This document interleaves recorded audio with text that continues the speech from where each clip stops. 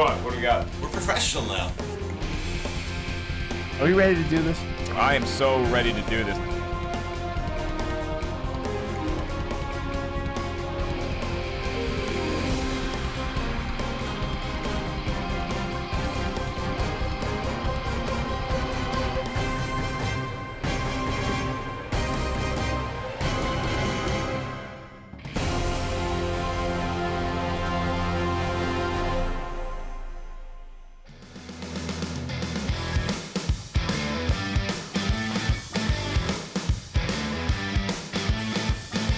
Hey, it's Wednesday, and it's Collider Live. Oh, good.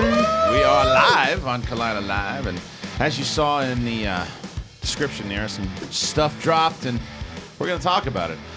Myself here, Kristian Harloff, and I'm joined by Mr. Josh Macuga, who's scared of everything. I really am, but also you did that classic, some stuff dropped.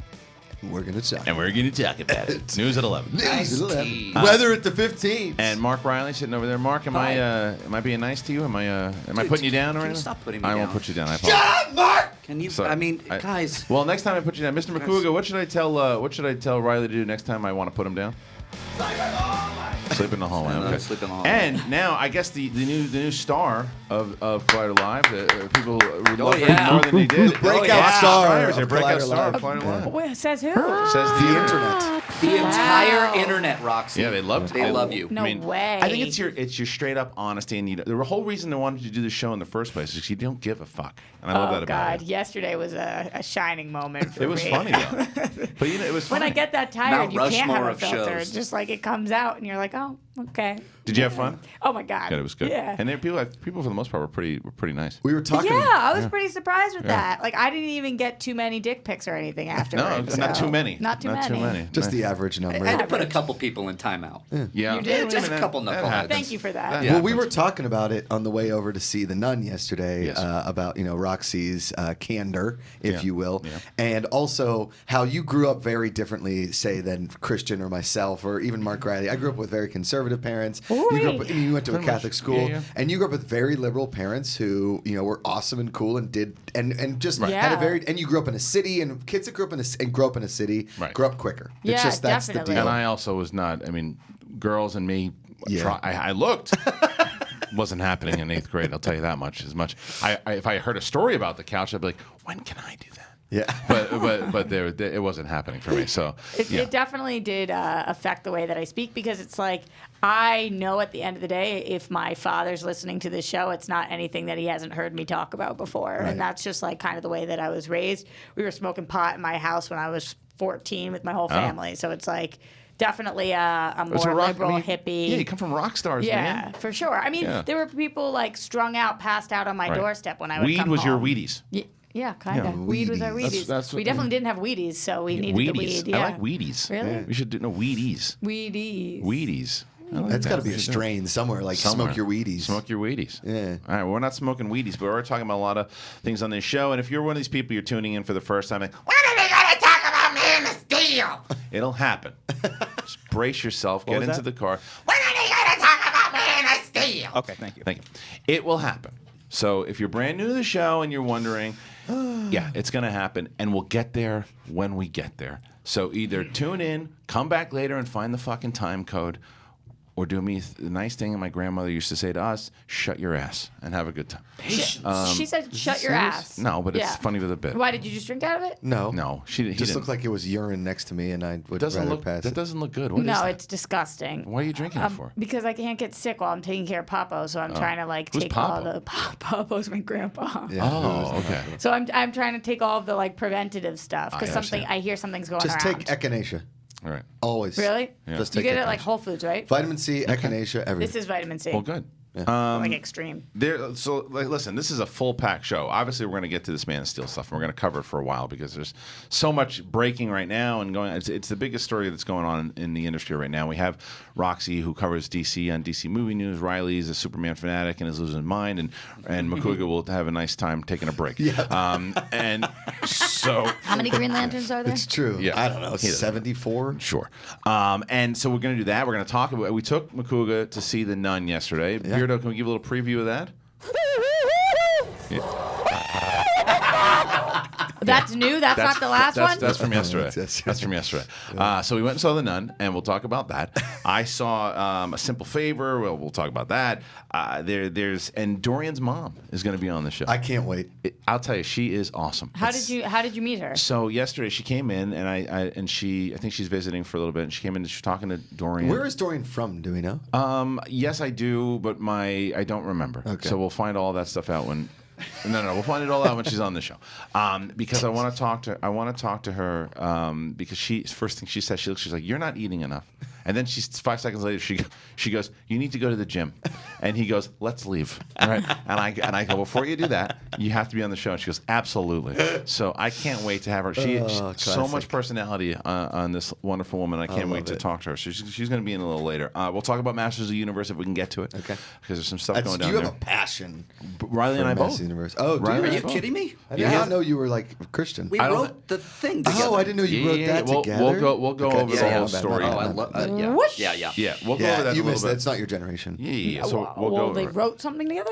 We're going to tell the whole story. Yeah. We're going to get through the whole thing. Yeah. And yeah, so the other thing is, Riley, you came in today a little hot, though. Something happened yesterday, a little hot. Yeah.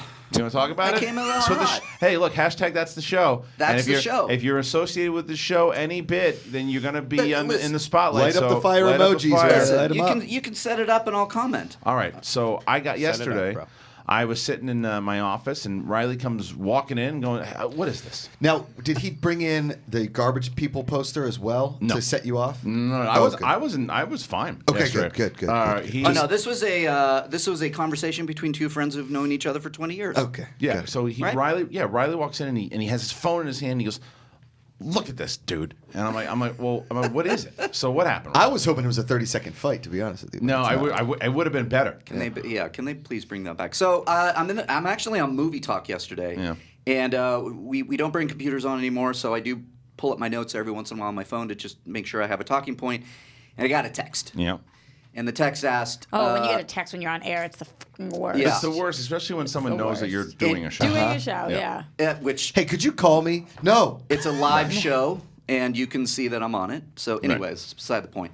And it pops up, and I have the voice or the face recognition thing. So the text comes up, and then recognizes my face, and it opens, and I read it on Movie Talk, and I go, that's fucking nonsense. Right. And I put it aside, which is basically somebody asking me, is it me or are we putting each other down, meaning me and Kristian on the show on Collider I Live? think he was more or less asking you if I was putting you down. That's the way I read it. Yeah, I it guess as I read that too. Yeah, I read that as well, and I went, why am I getting this text? He's right like, now? and he goes, "Is it me?" And Riley writes back, "Yeah, Yes, it's you. We've it's you. So, and we got, we'll call him. It was Snelling. It from was Afterthought. Snelling. And so, Listen, and I've given him that right. I've responded to his text. right, I think he's a great kid. he is a good kid. And that one was a little too much. The problem is this. And That- this is that what one was so too much. I was I- texting back and forth with Jay Williams. Yeah. And the problem is this. Their job as Afterthoughts hosts, which they crush it every week, and you guys should listen They're to great, it. and I'm listening. They're great on Movie Talk. It is really well done. It analyzes everything that's going on, and they have a lot of great ideas. And they say some dong takes sometimes. Dong? Dong. But Garbage people. and they do a lot. There's a lot of things that they do that is great, and I think, and again, I've really liked a lot of stuff they've done. It so much so that Jay Williams is now co-hosting the MMA show with Roca and Dennis. Really? Yeah, and he's really good. And they're both really good. They're really good podcasters. They really break this stuff down. And so my thing was, I have no problem if on their show it drops on Fridays, right? If they say, "Hey, listen, I'm looking in that room, and it looks like whether they say." What's going on with Kristian and Riley? Are they putting each other down? Is Kristian putting Riley down? Is Riley? I don't care. That's a discussion that should be on the show. Yeah, they could. I mean, that's fine if they want to bring it up on the show. What are you doing? But don't text me. What on are you that. doing texting someone? And it's like, are you trying to cause a rift? Yes. What are you doing? And that's what immediately went through me. Yeah, it pissed and you it pissed off, me I off know. because I went, wait a minute. Now you're commenting on not only my work, Right. but you're and also texting us when I know Snelling, you are talking about working for Collider and how happy you are to be working for And he's Collider. good. And he's good.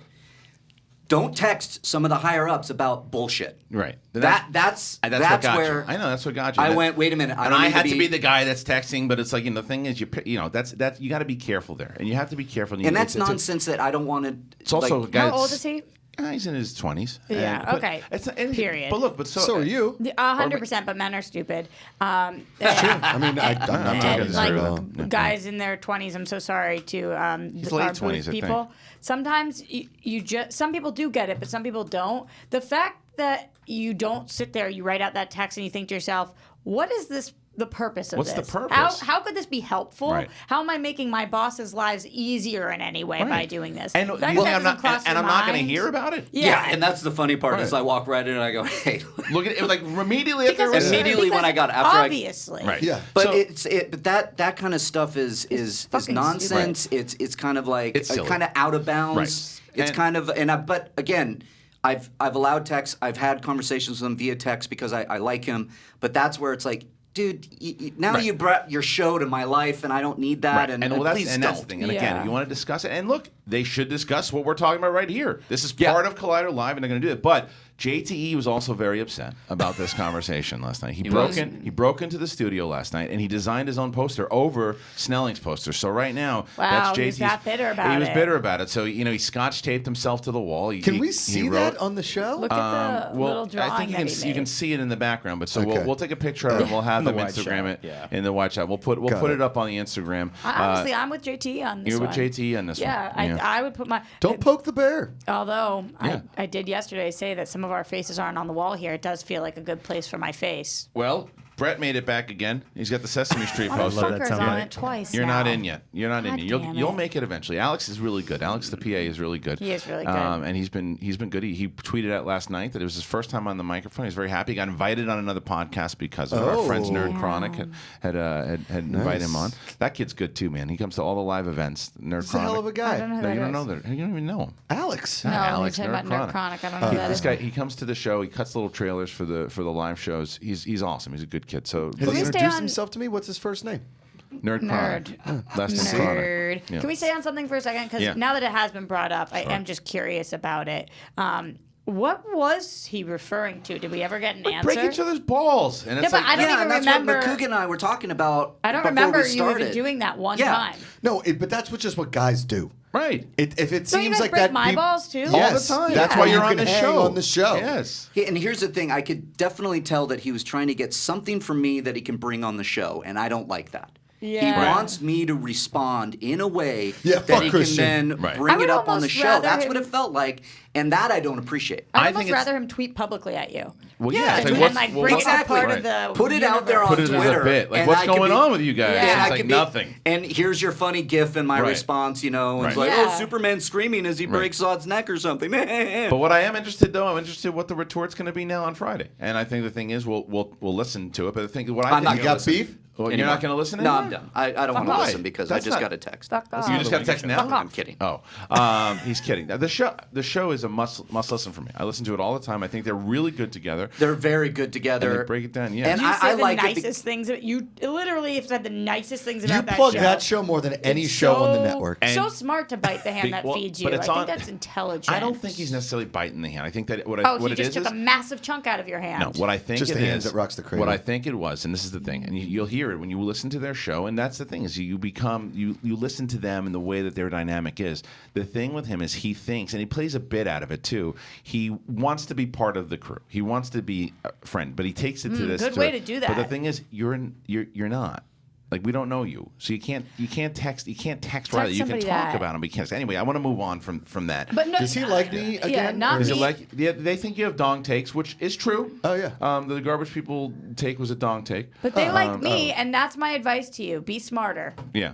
All right. Well, there you go. Here's a dong take. Don't text somebody about your boss. Yeah. Yeah. Anyway, so Take that dong and shove it in your mouth.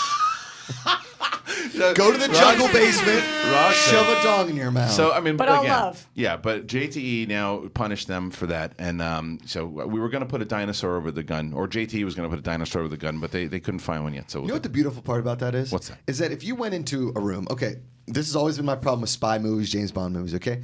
A dude like like Henry Cavill or Tom Cruise or whatever, James Bond type looking guys walk into a room, you're like, God, that guy's handsome. I wonder if he's a spy. Do you see JT walking through his Vegas casino with his backpack and his Adidas on? You're like, no way that dude's a spy. Meanwhile, he's running a whole spy ring. Yeah. Like, that's the problem with spy movies. Like, oh, they got to be so hot so they can bang hot chicks. Banging chicks and being a spy there's no correlation there. JT would be the greatest spy we've ever seen if he wasn't. He'd blow himself up too fast. Well, I'm saying JTE. I'm saying a guy that looks like JTE. Yeah, sure. JTE would be an awful spy. Well, duh. But, the but a JTE. JT-esque person. I want JTE on this show. We need to find out Cody Cobbster. Can we find a way? Because he said he can Skype in, and JTE. He does everything he can to maneuver around work. So let's see if we can Skype him in. We're looking that up right now. We're going to research. Can you that actually text him, see if it's possible for him to text? I still have him under my phone. Why don't you guys get See if he can JTI. right I now? do too. I still have him as JTI on my phone. They're not I even do too. he's not even doing anything right now. See if he can call in because I want he to talk to doing him about how Live? Screen Junkies live. No, we do it at 11. at 11. So let's see if he can call in because I want to see if he. And JT's pep for that show is 8 seconds. All right, I go. Yeah. He comes in early, but doesn't do anything. All right, to well, it. we'll see if we can get JTE on the phone. So JTE is going to hopefully call in, so I'd love to talk to JTE. The other thing I was going to talk to you guys about before we did that was I had Ken Knapsack on one-on-one. It went up yesterday. It's on both the main channel and the podcast channel. It's doing pretty good so far.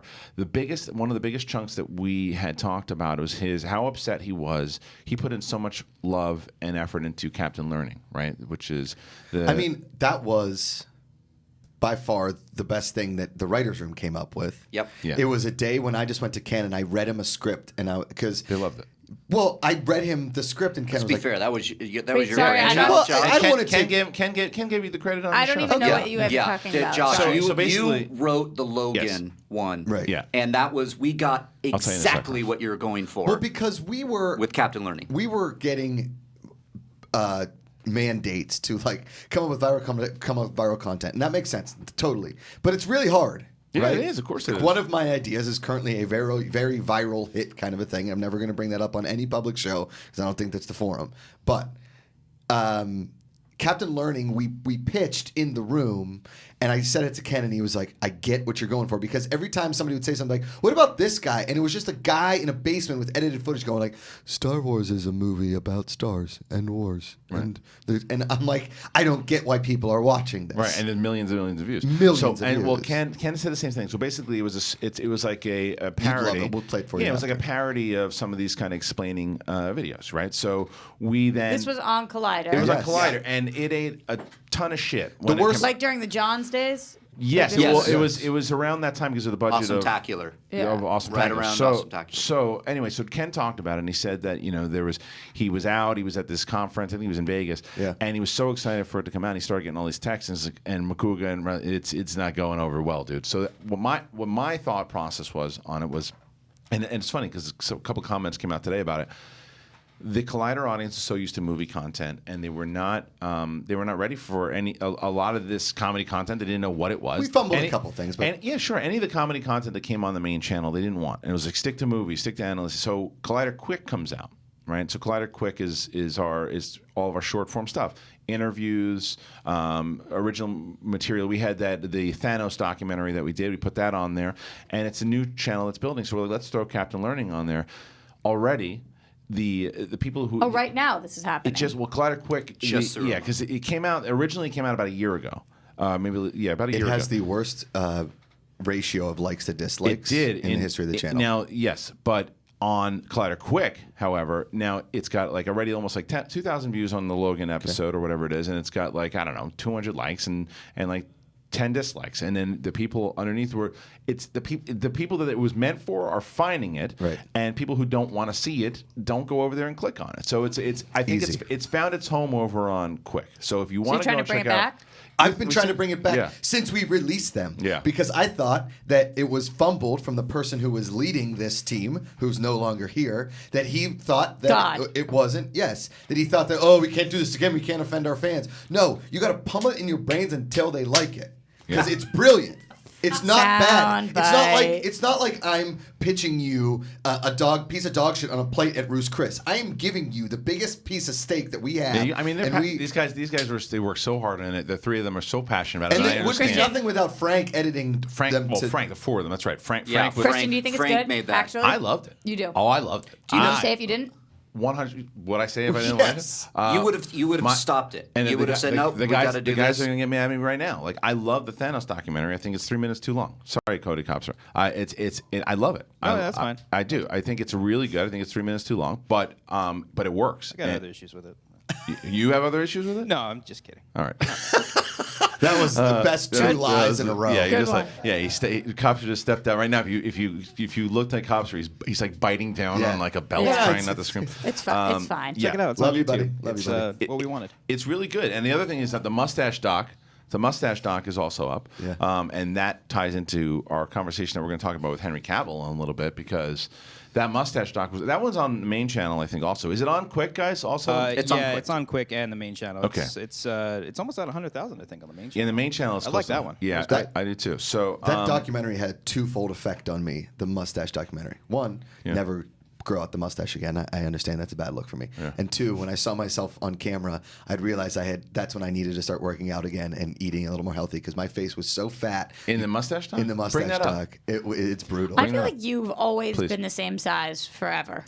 No, No, I was he hasn't. about You go back- 35 pounds ago. You have definitely lost weight. When? 'Cause if you go back and you look at the Bonnie Somerville versus Macuga Schmodown match, Yeah. you're like pushing 160 or I mean, something. I'm small. Yeah, you're small in that. In that well, one. I was going through severe. Is 160 a big size or a small size? small. size. I mean, Small yeah, size. yeah. But so we're gonna bring up this. I don't But then remember you being get that like fat. you get healthy wife hat. You get married, you get fat, yeah. married. you Yeah, go on a your wife is like a honeymoon. yogi too. I know, She's got it's- like that Right. dope She's- body. Yeah. So let's see. Just find Macuga. See if he's got a fat face. I don't remember There. your face being fat. Right there. Is that you? No, that was not you. Yeah, you're oh, a little there. chunky, but not. Look at nothing. that. Yeah. All right. This is easy. I see. It's like second year stuff in the But school. that's, I mean, whatever. It's a married It's fat. one of my favorite lines. That's the kind of couple this is $1,000 like bucks second year stuff for an in entire schools. for You definitely entire look like a shoot. porn star. Not there. just for a No day. doubt about it. Yeah, hold on. You rock the stash. Yeah, I think your stash Men works. just can wear weight so much better than women. Like we get Yeah. so fucked. Where do you get when you gain Right weight? here. Where do you gain weight? Yeah, me too. I Right gain here. it in the face. It's not here as much as it's here. Yeah, Like I gain it there. That's why I have the beard. all look the so time. round. Do you gain it in the face, Connie? Me too. That's why I grew the yeah, beard. Yeah, you grow the beard, it hides that, it makes you Hides look the a chin. little bit lighter. Yeah, I understand. I just can't grow the And beard nobody like ever you looks guys. at the guy and is like, "Oh, they look like they're gaining some weight." I Like, don't know if that's true. I think that's I pretty true. never ever notice. Really? Ever. No. Unless somebody Yeah. gains literally 60 pounds. That's Yeah. a guy. I mean- girls, I put on 5 pounds. People are like, I get the beer weight. I get the beer weight, Yeah. the beer and the bread. Yeah. That's why I started drinking vodka. All right, enough of this fascinating Gotta get conversation. tequila. Let's move on now. Let's get to this shit because there's movie news, but the big story is what went down today, and that's Henry Cavill. Now, we're gonna move. "What did go down today?" That's what we're I'll gonna be find outside. out. You can chill here if you want. you should stick around too because I'm sure you're gonna want to chime in a little bit. No, of course. You're our, I like our that color NBA Jam commentary. shirt, by the way. Thanks, buddy. It's a good shirt. Are you a Nuggets fan though? I was looking at that. It's just NBA No, Jam shirt. there's no Pittsburgh teams. Yeah. But I like Dikembe Mutombo, and he's on the Right. shirt. So. Okay, Reilly. So Reilly, besides coming in hot about the texting, Reilly came in hot, super hot today, pun intended, with the hat no, on. I'm feeling good. All right, All listen. right. So Henry Cavill, who is arguably the best thing about the DCEU, Arguably, I'll Arguably. argue that any day. I'm gonna let you go nuts. Okay. But let me set this up. Yeah, go ahead. All right. So I'm bad at that. I know. Arguably, the best part about it, I loved Man of Steel. I know you hate it. Riley liked it a lot. I love it. I love that. You didn't like Man of Real Steel? quick before Yes. I was talking about Man of Steel. Uh-huh. I went to see it at the Century City by the the theater, the AMC or whatever, the Landmark or whatever. What just happened? I know which one. Not Century City, the Landmark. The Landmark. You just took two theaters Sorry. and put them into one. The one by Rancho Park, by the Fox lot. That's Century City. Yeah, AMC. AMC Century City in the mall. The one in Pico? On Pico. That's Landmark. What? Okay, that's All right. Landmark. Okay, so the Landmark. no one knows what we're talking I about. haven't been to a movie since then, but I went to see Crazy Rich Asians. You haven't been to a movie? What? I haven't been to a movie at that theater since Man of Steel. Oh, yeah. Sorry, you at that just theater. had a stroke I think or we could something. tell the story a little better. Let's work on it collectively. You're right. You're right, Roxy. All right, you're so right. you're Well at the done. movie theater. Who gives a shit which So theater no, it is? so I went to the Landmark again to see Crazy Rich Asians, and I had this flashback. I was like, oh, I saw Man of Steel. You here. It was hated the Man of worst. Steel too? Could not stand that All right. movie. Woogity, woogity, woogity, woogity, All right, stop at the woogies. Let's talk about Woogie, woogie, woogie. There's a lot to talk about right now. Man of Steel. He was in the movie. He was in Justice League. He was in Batman v Superman, and he became. And not in that order. And who gives a rat's fuck? And so then he was in these movies. I loved him as Superman. He talked about it many times how he would want to keep playing this character over and over and over again. There's rumors that Matthew. Just got his text. Sounds like you're putting Superman down. Stop it. there. Yeah. Stop it. Kristian. Matthew Vaughn was rumored to do the Man of Steel sequel, which I was losing my mind about. Thought that would be incredible. The reshuffle of the DCEU was starting to happen, where they were going to kind of, if you saw the shift that they made in his character in general, more of a kind of more colorful Superman. Now, another dong take that our boys have is the fact that every time I mention Superman is my favorite superhero of all time, and usually always Snelling was just like, I think he's making that up. My dad used to take me to see Superman. He thinks you're making it up that Superman's what a weird thing to make up. 78 was when the first one came out. I saw it the first one I saw was Superman 2, which was like 1980, right? And then I went back, saw the other one. Christopher Reeve Superman was like 2 is really good. Too. 2 and 1 of my Love favorites, part 2. and I was so, and it was always a bond with me and my dad, because when Superman 3 came out, I still have the Father's Day card. I was like, "You're the best dad ever." Superman 3 comes out today. Can we go see that? Right. And like Christopher Reeve, Superman was always the superhero that meant so much to me. I was never like I like Batman, but Superman was always the guy. I was excited about Superman Returns, and when the movie came out, I liked it more for the nostalgia factor. They were trying to do the Christopher Reeve thing. The one with Brandon Routh. Yeah, and there were a couple moments that were good, but it was a pretty dull film. Sure. And then when they Kate announced, Bosworth will do that to you. well, that's true, and it was just handled terribly. Agreed. So then Henry Cavill is announced, and I'm like, this is great. And then they went to the darker version. I liked the darker version, but they changed it. Yeah. They changed him up in this last movie in Justice League, right? They were starting to change the 180 tone, completely. what they were going to do with it. And I'm like, okay, cool. So what's the next Man of Steel going to be about? Doesn't look like that's going to happen. Doesn't look like it's going to happen. And there has been so much that is broken now that I can't even keep up with this. Fill us in. The floor is yours. Go nuts for a little bit here. Tell us everything. Okay, I'm gonna curb some of the pissed offness Let's do because it.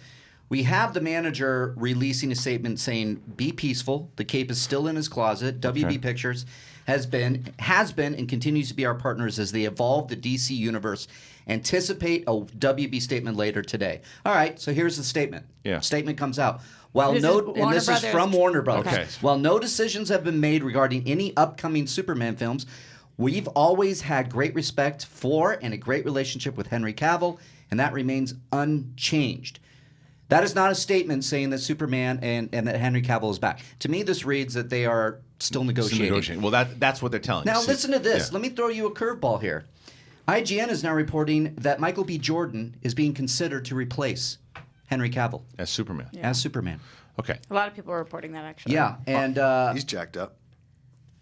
he'd be fantastic. Okay. He'd be fantastic, but You know that Henry Cavill's going to be in The Witcher series on Netflix. Yes. That's 10 that's episodes. one of the part things. of and it. he signed on to that after the impasse. According to THR, he signed on for that after they couldn't figure out how to do the Superman stuff. So here's where this thing all comes. It starts from this. It starts from this report that they were negotiating a cameo in Shazam, Shazam. Yeah. and they couldn't come to an agreement there for another appearance for Superman. Because everybody knows that Billy Batson looks up to Superman, and so that Right. cameo was going to be very small, probably something along the lines of Billy Batson looking at Superman on TV, being like, "I wish that I could fly." Right. I Something bet like I that. bet Shazam would have met up with Superman as well, Maybe and Superman would later have on. later on Yeah. given him a little bit of advice. They're flying in the sky together, something like Yeah. that.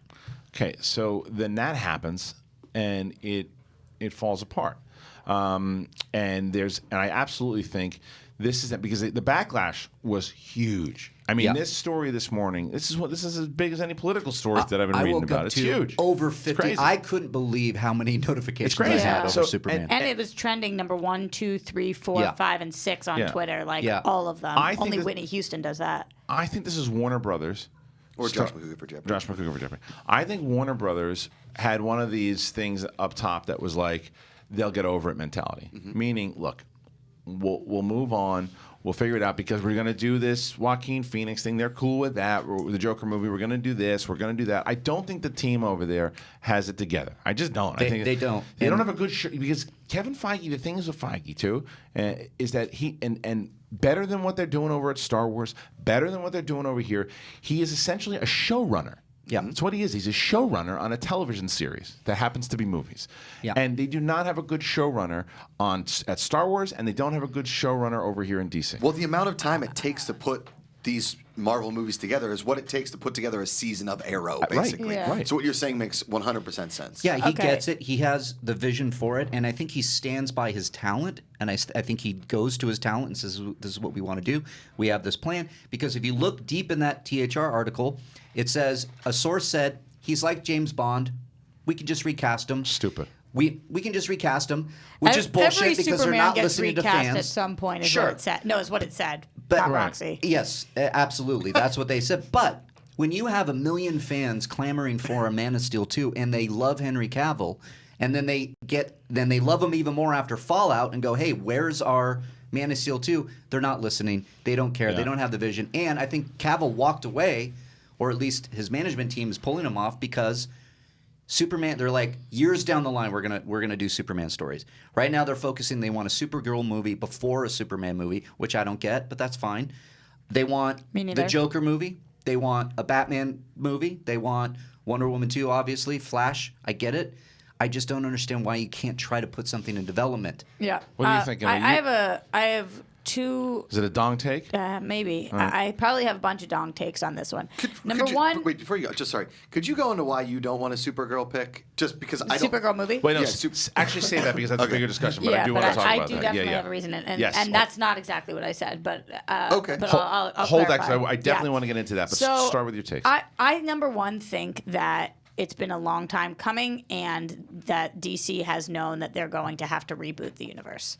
I don't think that they have a solid foundation. I think they've known this for about 1.5 years. I think Shazam and Aquaman were far enough along in production, and they're still trying to hold on to the pieces they have while knowing they're going to lose Batman, they're going to lose Superman. The only person they really cared that much to hold on to was Wonder Woman because of what she's done, and I think they're trying to actually, at this point, slowly roll out some kind of a reboot. I think they you're were right. attempting to do that with a Flashpoint movie. It was way too soon, and there was no way we could Flashpoint anything when we didn't even have a universe to shake up at that For people point. who don't understand what the Flashpoint So is, Flashpoint, basically what it does is it mixes, it changes the timeline. So one event takes place that changes the timeline from Barry Allen, the Flash, and that makes it so that all different characters, like Barry's parents aren't necessarily good, and one of them's the Joker, and he has different like everybody is has a different parallel shape. universe. Yeah, it's a parallel universe. So Earth 64, you whatever. theoretically could have a Wonder Woman somewhere else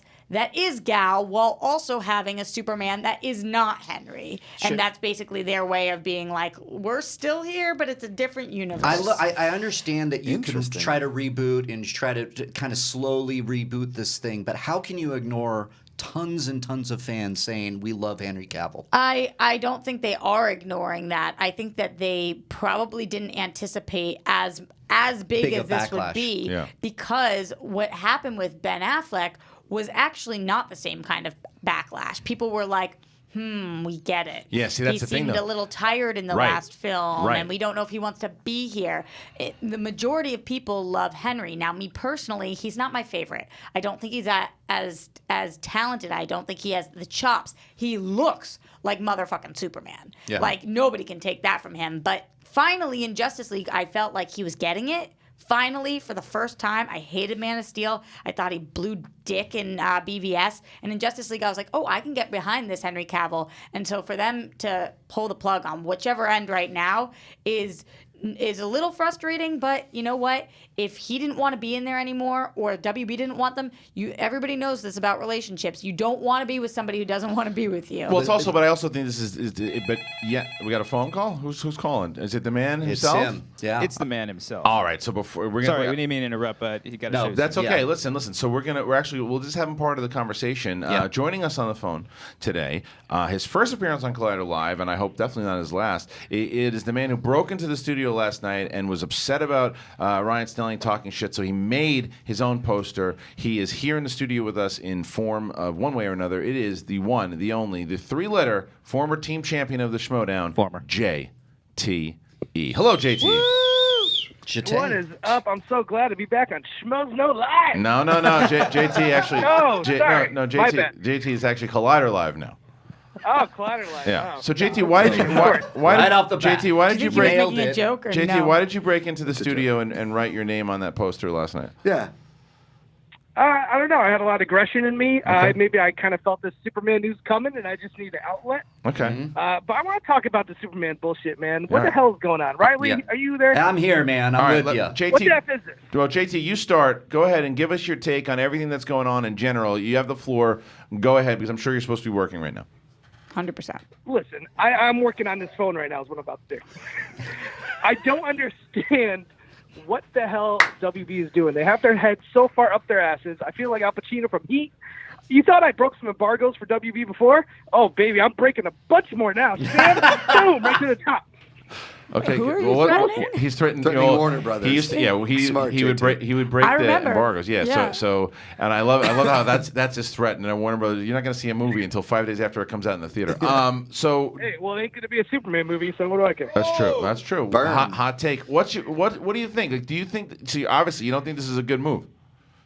No, I just think it's stupid. I think if they're listening to the fans want another Man of Steel. I like Batman, okay? Batman, I get he's kind of like the flagship in a lot of ways. But for me, growing up, Christopher Reeve was Superman. That is the movie that got me into comic books, comic book movies. This should be like one of the – they're just treating him like crap. Yeah. Also, I got to admit, I heard a little bit of Roxy talking about I liked Man of Steel. I liked Batman v Superman for the most part, even though there's a lot of problems with that movie. I never blame Cavill. I think the story at times, maybe the tone was off. But for me, watching Justice League, even through that terrible CGI mouth, there were glimpses of the Superman that I grew up with and loved. And I was so, even though I didn't really like Justice League for the most part, I walked away thinking, man, we might finally get the Superman movie that Henry Cavill deserves and the fans deserve. And now they're just throwing that away, and I'm not quite sure why. Well, yeah, I mean, you say that, and I had mentioned earlier that, with Matthew Vaughn rumored around the second one and what he did with First Class and how he really brought X-Men back to the forefront, why they wouldn't jump at an opportunity like that. And I just think they don't really know what the hell they're doing. There is no plan. I said there's really no showrunner over there that's doing anything, because I think you mentioned it, Reilly, before, that you need to have a plan. It's one of my biggest problems with Star Wars right now is there's no plan. And Anytime somebody starts to make a plan, they move them down. Jeff Johns starts to make a plan, Hamada right now, and it's like, nope. Well, because it's also they got to hit big. Here's something that I want to talk about. And I know that it might be controversial, and that's fine. And if it causes a whole bunch of tweets and people that we used to work with start tweeting about it, then that's fine. Can't talk about that. Well, we're going to talk about it because it's something that I'm curious about. Is that it goes into the Supergirl thing, right? Another part of the rumor is that they're working on the Supergirl movie, the Batgirl movie, and then Michael B. Jordan as Superman as well too, which I think are all like you want movies like Wonder Woman. You want these movies. Because you see that now in the time that we're in with women in the forefront, and when they're in a movie like Wonder Woman, which kicked ass and was arguably the best. It was a great movie, too. Forget It's a about great movie. What I thought they did smart with that movie, right? They introduced Gal Gadot in Batman v Superman. They introduced her in that, so you went, because you already knew Wonder Woman. You already knew who she was, but that's Wonder Woman. That's who we're going to see. You introduced her into a movie, then you gave her that movie that everybody wanted. Boom. Then it popped because you already had some familiarity with her. I think it's a mistake. My own personal belief. I think that it's a mistake to just throw in characters like Batgirl and Supergirl right away. who we haven't seen. We haven't seen them yet. We don't know the cast yet, but I think you put a lot of pressure on these actresses to do this, because it's like, what are we doing? And look, legit, if they have a take on these movies, because they had Joss Whedon, they got rid of him, right? If they have a take on both of these movies, Batgirl and Supergirl, that are great, and it turns out that these scripts are some of the best superhero movies, then I'll stand corrected, and I think, okay, great. This is a plan that they've had. They're going to maneuver it into something great, And then you say, okay, look, they have a plan. It just, from what they've been doing so far, doesn't look like they have a plan. So my question is then, Roxy, I'm going to ask you this because maybe I'm completely wrong here. Are they leaning into, like I said, I think it's admirable and it's good to put more women in lead roles. I think that's smart. I think eventually you should do that.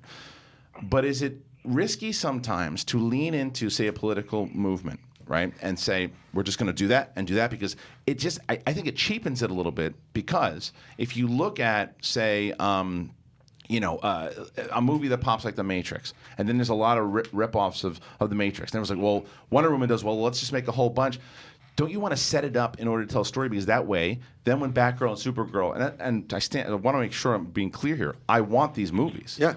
I want them done right. I don't want them just thrown out there because that's what everybody wants right now. It's like you got to make sure, develop these movies. Find your Batgirl. Why do you think Captain Marvel took so long? Exactly, but the way that now the difference, people are going to throw at me. Well, they did it with Ant-Man. They did it. Ant-Man just got thrown in there, out of nowhere, right?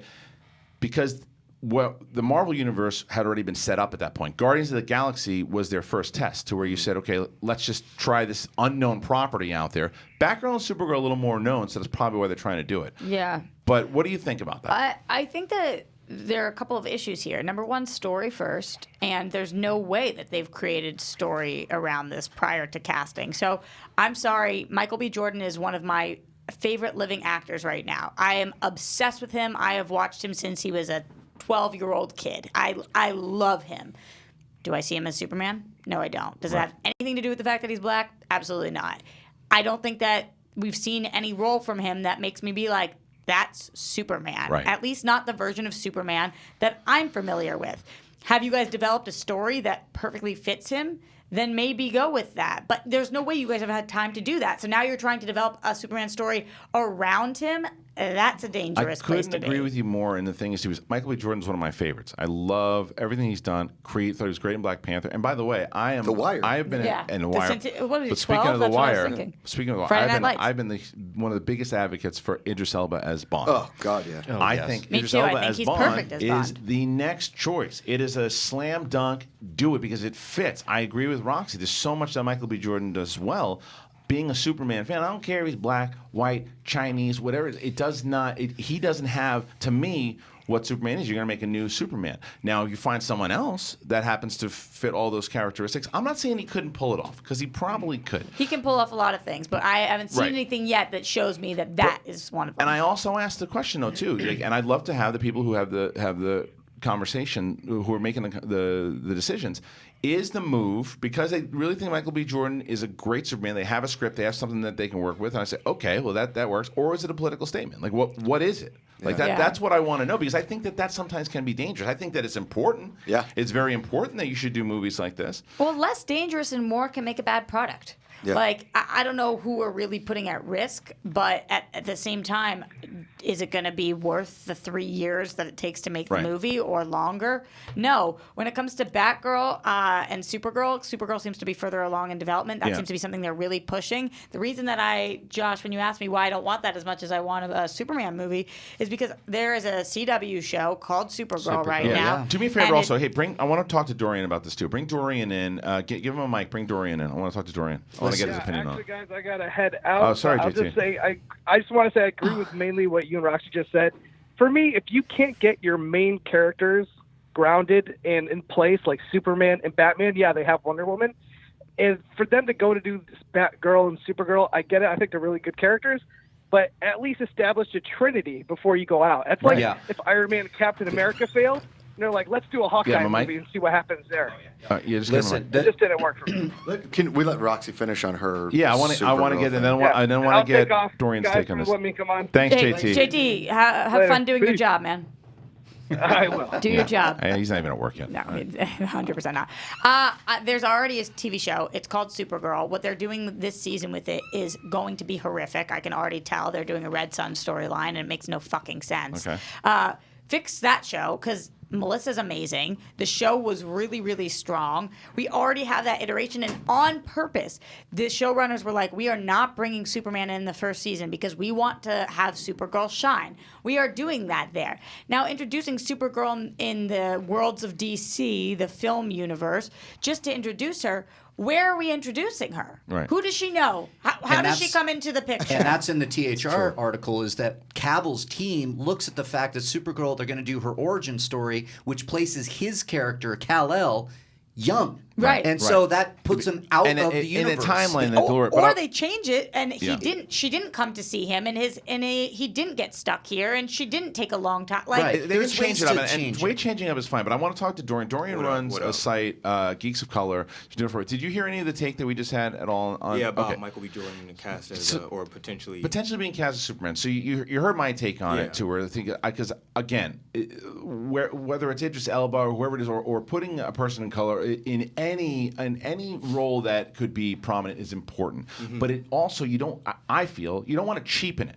You also want to make sure that it's not just a statement, that it's also it fits for the story, it fits for the movies. Because I think that Michael B. Jordan, who I think is an amazing actor, is one of my favorites. I love Michael B. Jordan. I don't know acting wise if he probably that's not fair. I don't know if character-wise, for what I know of Superman, someone's close that I love Superman as much, he fits. But how do you take? What's your I take? kind of on it? agree with what you said, Roxy. It's like I love Michael B. Jordan as an actor, and just because he's black doesn't mean he necessarily needs to play Superman. Like if they want to cast somebody, you cast like the best person for the role, not necessarily just because of their race. Like I completely agree with what you said, Roxy. But I do agree. Like I think look for everybody. Superman doesn't necessarily need to be white. Right. So, no, it's not like, important to his should just be- storyline at all exactly. that he's white. And I couldn't care less what color he is. But Michael B. Right. Jordan, I just don't see the fit. There's something interesting to take with Superman if you want, like, if Superman, because Superman comes from a different planet in general, so from where he comes on Krypton, that race is not the same, doesn't have the same history that it has here. So if Superman was black and came over here too, there could be something very interesting socially to say. Yeah, That's a They great can point. take it like That's a that. great point. So that's not where I'm going on this. Where I'm going is don't just cast whoever's hot right now,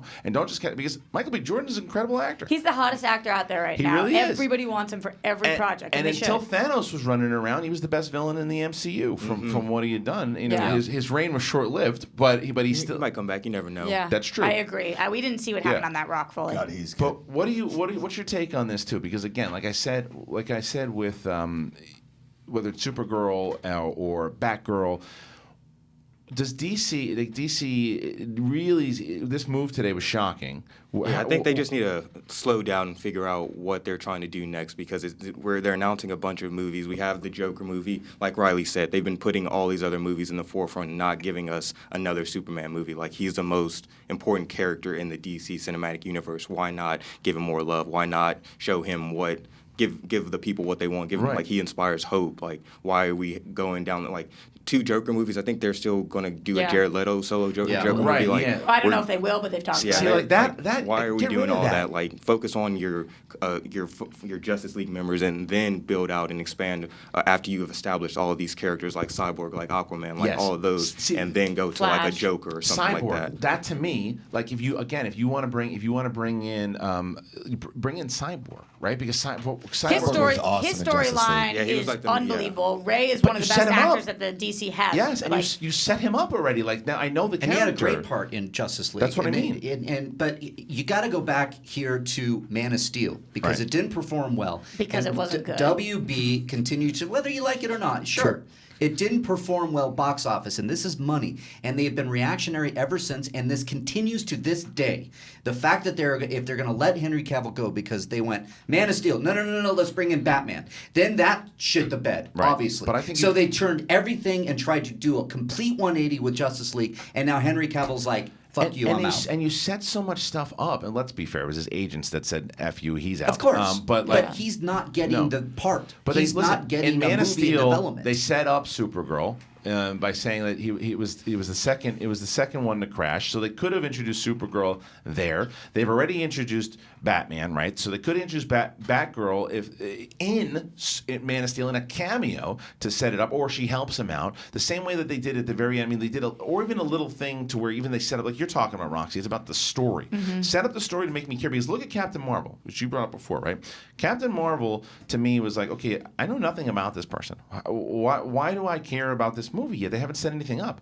With one scene where you don't even see her. Right. I already know how important she is to this entire universe. That is why, to me, I'm saying, okay, that's an important movie now. Like to have Brie Larson in the forefront as another strong female character in running Captain Marvel. I can't wait to see this movie because I know what it means to the MCU. So that's what I'm talking about when I'm saying don't just put movies out there to say, well, that's what people want right now. Set it up, Dorian. Am I No, off you're base? right on the money. And while we're talking about Supergirl, I do want to put out my fan cast. One of my friends, Tevin, suggested that from Blackish, Yara Shahidi, I think she'd make a great Supergirl. Yeah, I could see that. I could see that. I've always been under the impression that because DC has such a vast and already established TV universe, that it almost cheapens the movie universe because everything's already been set up on TV. We've seen 1 billion storylines with 1 billion superheroes that the casual movie-going audience sees a Flash or a Justice League and they're like, oh, I just saw on CW. That And was then the you- biggest problem I Yeah, you had. get a lot of Grant Urza comparisons, like, oh, Right. which Flash is better, and then that just causes more drama Dude, for I the got actors. so Yeah. much shit for 'Cause that he sucks. when they announced that. So it was me, my boy Schnepp, Campia, Johns, and somebody else. It wasn't Johns, it was somebody else, but we were at Comic-Con. And this is years ago, and they talked about how these two things, and I said, I think it is a big mistake to have both of these things running at the same time because you have your TV fans, your movie Good pun. fans. Well The done. TV fans go to see movies, right? So Yeah. it's not like they're two separate audiences. They're not. And the other problem is that I think that they dropped the ball on an opportunity because they have two separate departments. They have the TV team and the film team. It's Because- Berlanti versus I know, everybody else. I know. Yeah. But the thing, I know the thing you is, know. yeah, Tell 'em the people. I understand, but I'm saying, and I agree, and I think that's the problem. But one of the main things is like the thing that always pisses me off about Star Wars is that they did this thing that was so out of left field. And a great thing was, hey, guess what? Every comic, every video game, every TV show that we have, it all fits in. So you're going to go see a movie.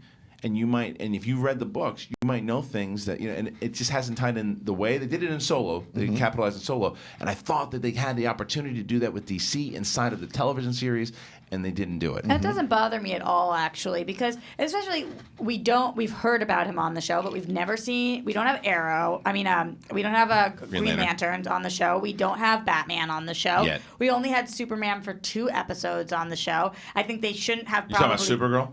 Yeah, he Just Supergirl appeared on show. Supergirl. No, Superman came on a couple Superman episodes. came on for Yeah, 2 yeah, episodes. yeah, I wasn't think sure that which show. we probably there's tons of characters that we haven't seen, and they've done that on purpose. And we've gotten characters pulled from us. Like when they decided they were going to do Suicide Squad, they were immediately murdered Amanda Waller off of our shows, which was Right. like they've had precedent. So they should be able to do what they want with these characters. They're just not. If these movies were good, we wouldn't be saying you shouldn't run these 2 universes simultaneously. We'd be saying this works, but we're not saying that That's because the the movies aren't good enough The yet. You're not movies wrong. haven't been good enough to warrant more sequels for a Superman because of Man of Steel. It was a little divisive when it came out. I love it. People love it. It's grown on people now, but they haven't done the most important thing in storytelling, which is focus on the script and have a plan. I think you red button it. I really do. I think Yeah, and I think that's what this is showing us right now. I think you red button. I think what you do is you go Wonder Woman. You let that movie play out. You let Shazam. So play- Shazam, Aquaman, Wonder Woman cut. cut it out, and then start it all over again. You still have And- Ava's New Gods, though. But Yeah. that can be completely I mean, separate. But that Yeah. could be brand new. Red That could be Button part too. of the new thing. We also have I Birds of think Prey, that's- Gotham City Sirens. We have got a lot. I think Right. what you're seeing today is the beginning of that because if you look at this article, all the sources are saying James Bond recasts all the time. That's what we're kind of doing. We're putting a Superman movie far down the line for development. We're going to focus on Supergirl. We're going to focus on these other ones. That's their red button. That's their just bringing in, and we're going to forget about a shared universe after a while. We're not going to get Ben Affleck back. He's not going to come back anymore. I don't think so either, but the biggest problem, like Kristian was talking about with Feige, who is our motherfucking mouthpiece? How do we know this right now? That's the biggest how do, problem How do we happening still right not now. know what's going on with Affleck? And how do we just hear rumors about Cavill and then they're like, but maybe not? Because- Why are we hearing any of Because this? whoever's out there is really not making the decisions. That's the problem. Is that right now They don't have a captain No. for the ship like Feige. No, they don't. They And try too to many put cooks in Jeff the Johns kitchen. up there. They Way try too to. many. There's they pull all them so these quick. people now, and they are overreacting. And I think, but let me put it to the table this way: if you're a studio head and it's money, do you look at the returns of Man of Steel? Let's just start there and go, okay, let's give it some time. Man of Steel, Superman is a big title. Let's focus on another movie and develop it that way? Or do you do what they actually did and put in Batman hoping more people will come? Because we're coming 3 years after Dark Knight Rises, which is a huge box office hit. I mean, they had their Batman movies. I think they blew it with. You said this years ago on Schmoes. I think they blew it by putting Batman v Superman out too fast. Absolutely, they did. There was no Batman movie. They should have There was made. no Batman. They should have made like 2 or 3 Batmans. They should have made 2 or 3 Man of Steels. Then done it. Let up. That could have been their Avengers. That's the way. But they Because were they trying looked to. at Marvel. And they were trying pushed to out catch Justice Marvel. League thinking that it was the Avengers, Yeah. and it was a not. mess. I I like- actually I did like like Justice League. the Ultimate Edition of Batman versus Superman. I Not did the- too. yeah. Me too. I did too. I thought it was great. It works, I but it didn't should have like been it. 3 hours. But I they- didn't like it. yeah. That But they fucking literally- Martha stuff. God damn it. They Yeah. reversed course after Batman v Superman. You saw it in Justice League. It was 2 different movies, 2 different tones, and then they keep reacting and they go, "Oh, that didn't do well, so Batgirl, Right. no, Supergirl," and they keep reacting. That's my biggest problem. And that's my biggest problem, My yeah. biggest problem is that it's not that it doesn't like again, not whoever they're throwing up there on top, because I don't think there should be a Joker movie. With Jared Leto, I don't think that there should. But Why you do are think there there should be a villain Joaquin movies? Phoenix? They don't work in. They no, didn't work in Suicide Squad. I'm I mean, okay that with. was, I'm okay with. See, I'm okay with this Todd Phillips thing. I want to see how this thing turns out Okay. because it's separate from the DCEU. But what I'm saying is, don't just throw movies out there unless there's stories. There's no plan. But I want to get a final take here from Dorian, and then we're gonna go to break. We'll come back and we got to talk about how scared Josh Macuga was at everything. Dorian, can they fix this thing somehow? Because I think that the Henry Cavill announcement, I think Warner Brothers is going, oh, we see how pissed off you guys are. We can negotiate still. It's not final. Do you feel that that's kind of what they're saying? I think they can redeem this. Like, just hope. I'm praying. I'm trying to be optimistic because I go in wanting for these movies to succeed. I think we all do. So I'm hoping that they work something out. Like, just get all the executives, get the whole team, just have a sit down and say like, hey, we need to get our shit together, guys. Like, we got it. We owe this to the fans. Something like that. They need like a ayahuasca trip in Brazil. Right. Like a team bonding. Yeah, Puke it all yeah, out. just- I don't even know if I want Henry Cavill back though. See, I do. I So do. here's the vote. You say no, Cavill. You're cool with him if he gets recast. Yeah, you want him yeah. back? Cavill. Yeah, Cavill. I'm not Cavill. saying recast, but reboot the start of this. Listen, last point here, great point in Yeah. the chat here. Batman Begins. Man of Steel made more than Batman Begins. What happened after Batman Begins? We got The Dark Knight. You know right. why? Because they focused on the character. They developed, yes. they massaged the story, and we got I love Batman arguably Begins, the though. greatest superhero movie in The Dark Knight. I don't know why they didn't do the same with Man of Steel. Focus on that. Everybody made this point. Then do a Batman movie. Focus on that. But no, they rushed everything, and now your universe is going to shit every day.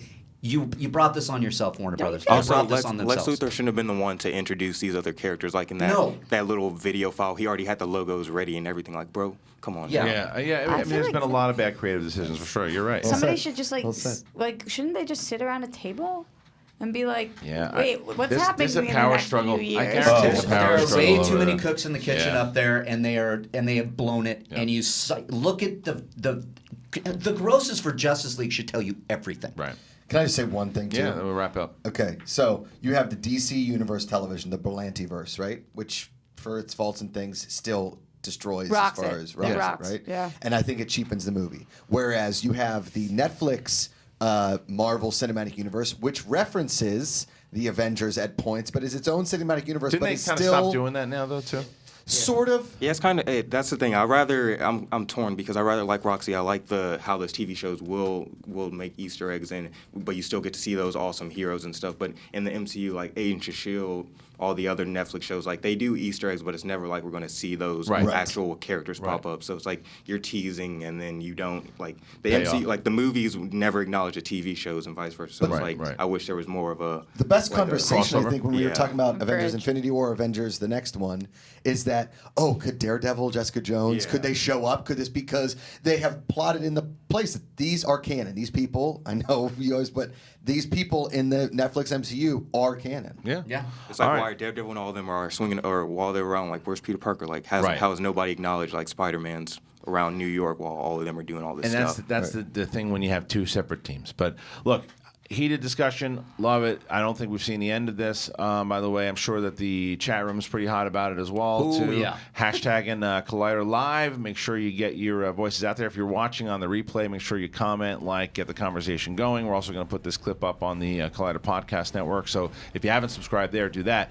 But when we get back from the break, Josh Macuga and I went and saw The Nun. And then he also got scared playing The Exorcist. We'll talk about it. Collider Live.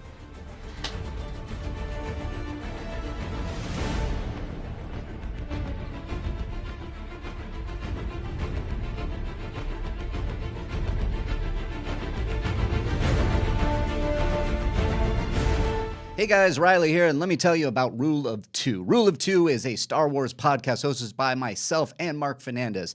It drops on the Jedi Council podcast feed every Tuesday. You like Star Wars? Good. I like Star Wars. And you know what we do? We talk Star Wars.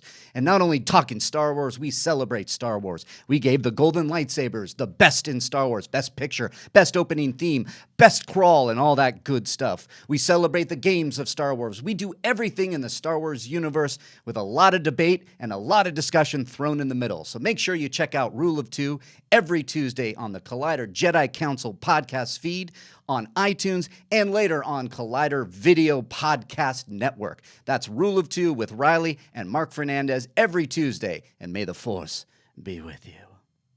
Hey everyone, Mark Ellis here. You know, when I'm not trying to clone dinosaurs or drinking at my neighborhood watering hole, I am probably hosting Collider Movie Talk. It's a flagship show here at Collider. I like to say that because I'm the host of it. It's every day, almost. It's 4 days a week, which is still pretty good, above 50%. You can watch it Monday, Tuesday, Wednesday, and Thursday. 4 p.m. Los Angeles time is when we do it. It's live, so you can participate in the live chat room. Go ahead and give us your thoughts on every story we have coming because it's all the latest movie news of the day. Who did what at the box office? What horrible Redbox movies Bruce Willis signed on to? The DC, the Marvel, the Star Warses, the Lord of the Rings. Are they making new? I think it's a TV show, and we still might talk about it anyway because we love movies around here. It's myself and an expert panel of guests, including John Roca, Perry Nemiroff, Jeff Snyder, and other noted noters of note. You guys are going to love this show, and then we take your live Twitter questions at the end of the show at Collider Video. You can always use the hashtag Collider Movie Talk to get in touch with us, so subscribe right here to Collider Video. Check out Movie Talk, and check out the Collider Movie Talk podcast feed. We have a podcast feed now. You don't have to look at this handsomeness. You can just listen to it, whether you're driving to work, whether you're driving from work, or you don't have a job, but you have a basement and ears. You can listen to Collider Movie Talk's feed. You can get it at Apple Podcasts or on iTunes. You also get Mailbag. That's the show that's hosted by Perry Nemiroff, a lot more professionally than I run this pirate ship. That's our weekend show where she takes your letters. I don't know if you write them or you email them. You have to ask her. And Afterthoughts, hosted by Ryan Snelling and Jay Williams. I almost said Ryan Williams and Jay Snelling. Would anybody have known the difference? I certainly would. I would have felt bad about it because I'm a nice person, and that's why I host Collider Movie Talk. Check it out in video form or on our podcast feed. Hi there. I see that you're enjoying Collider Live. After this show, why not check out Collider Games, where we play, well, games. We review games, we talk about things, anything that's going on in the gaming world, our opinions, news, all kinds of stuff. So check it out. If you like it, stick around and subscribe.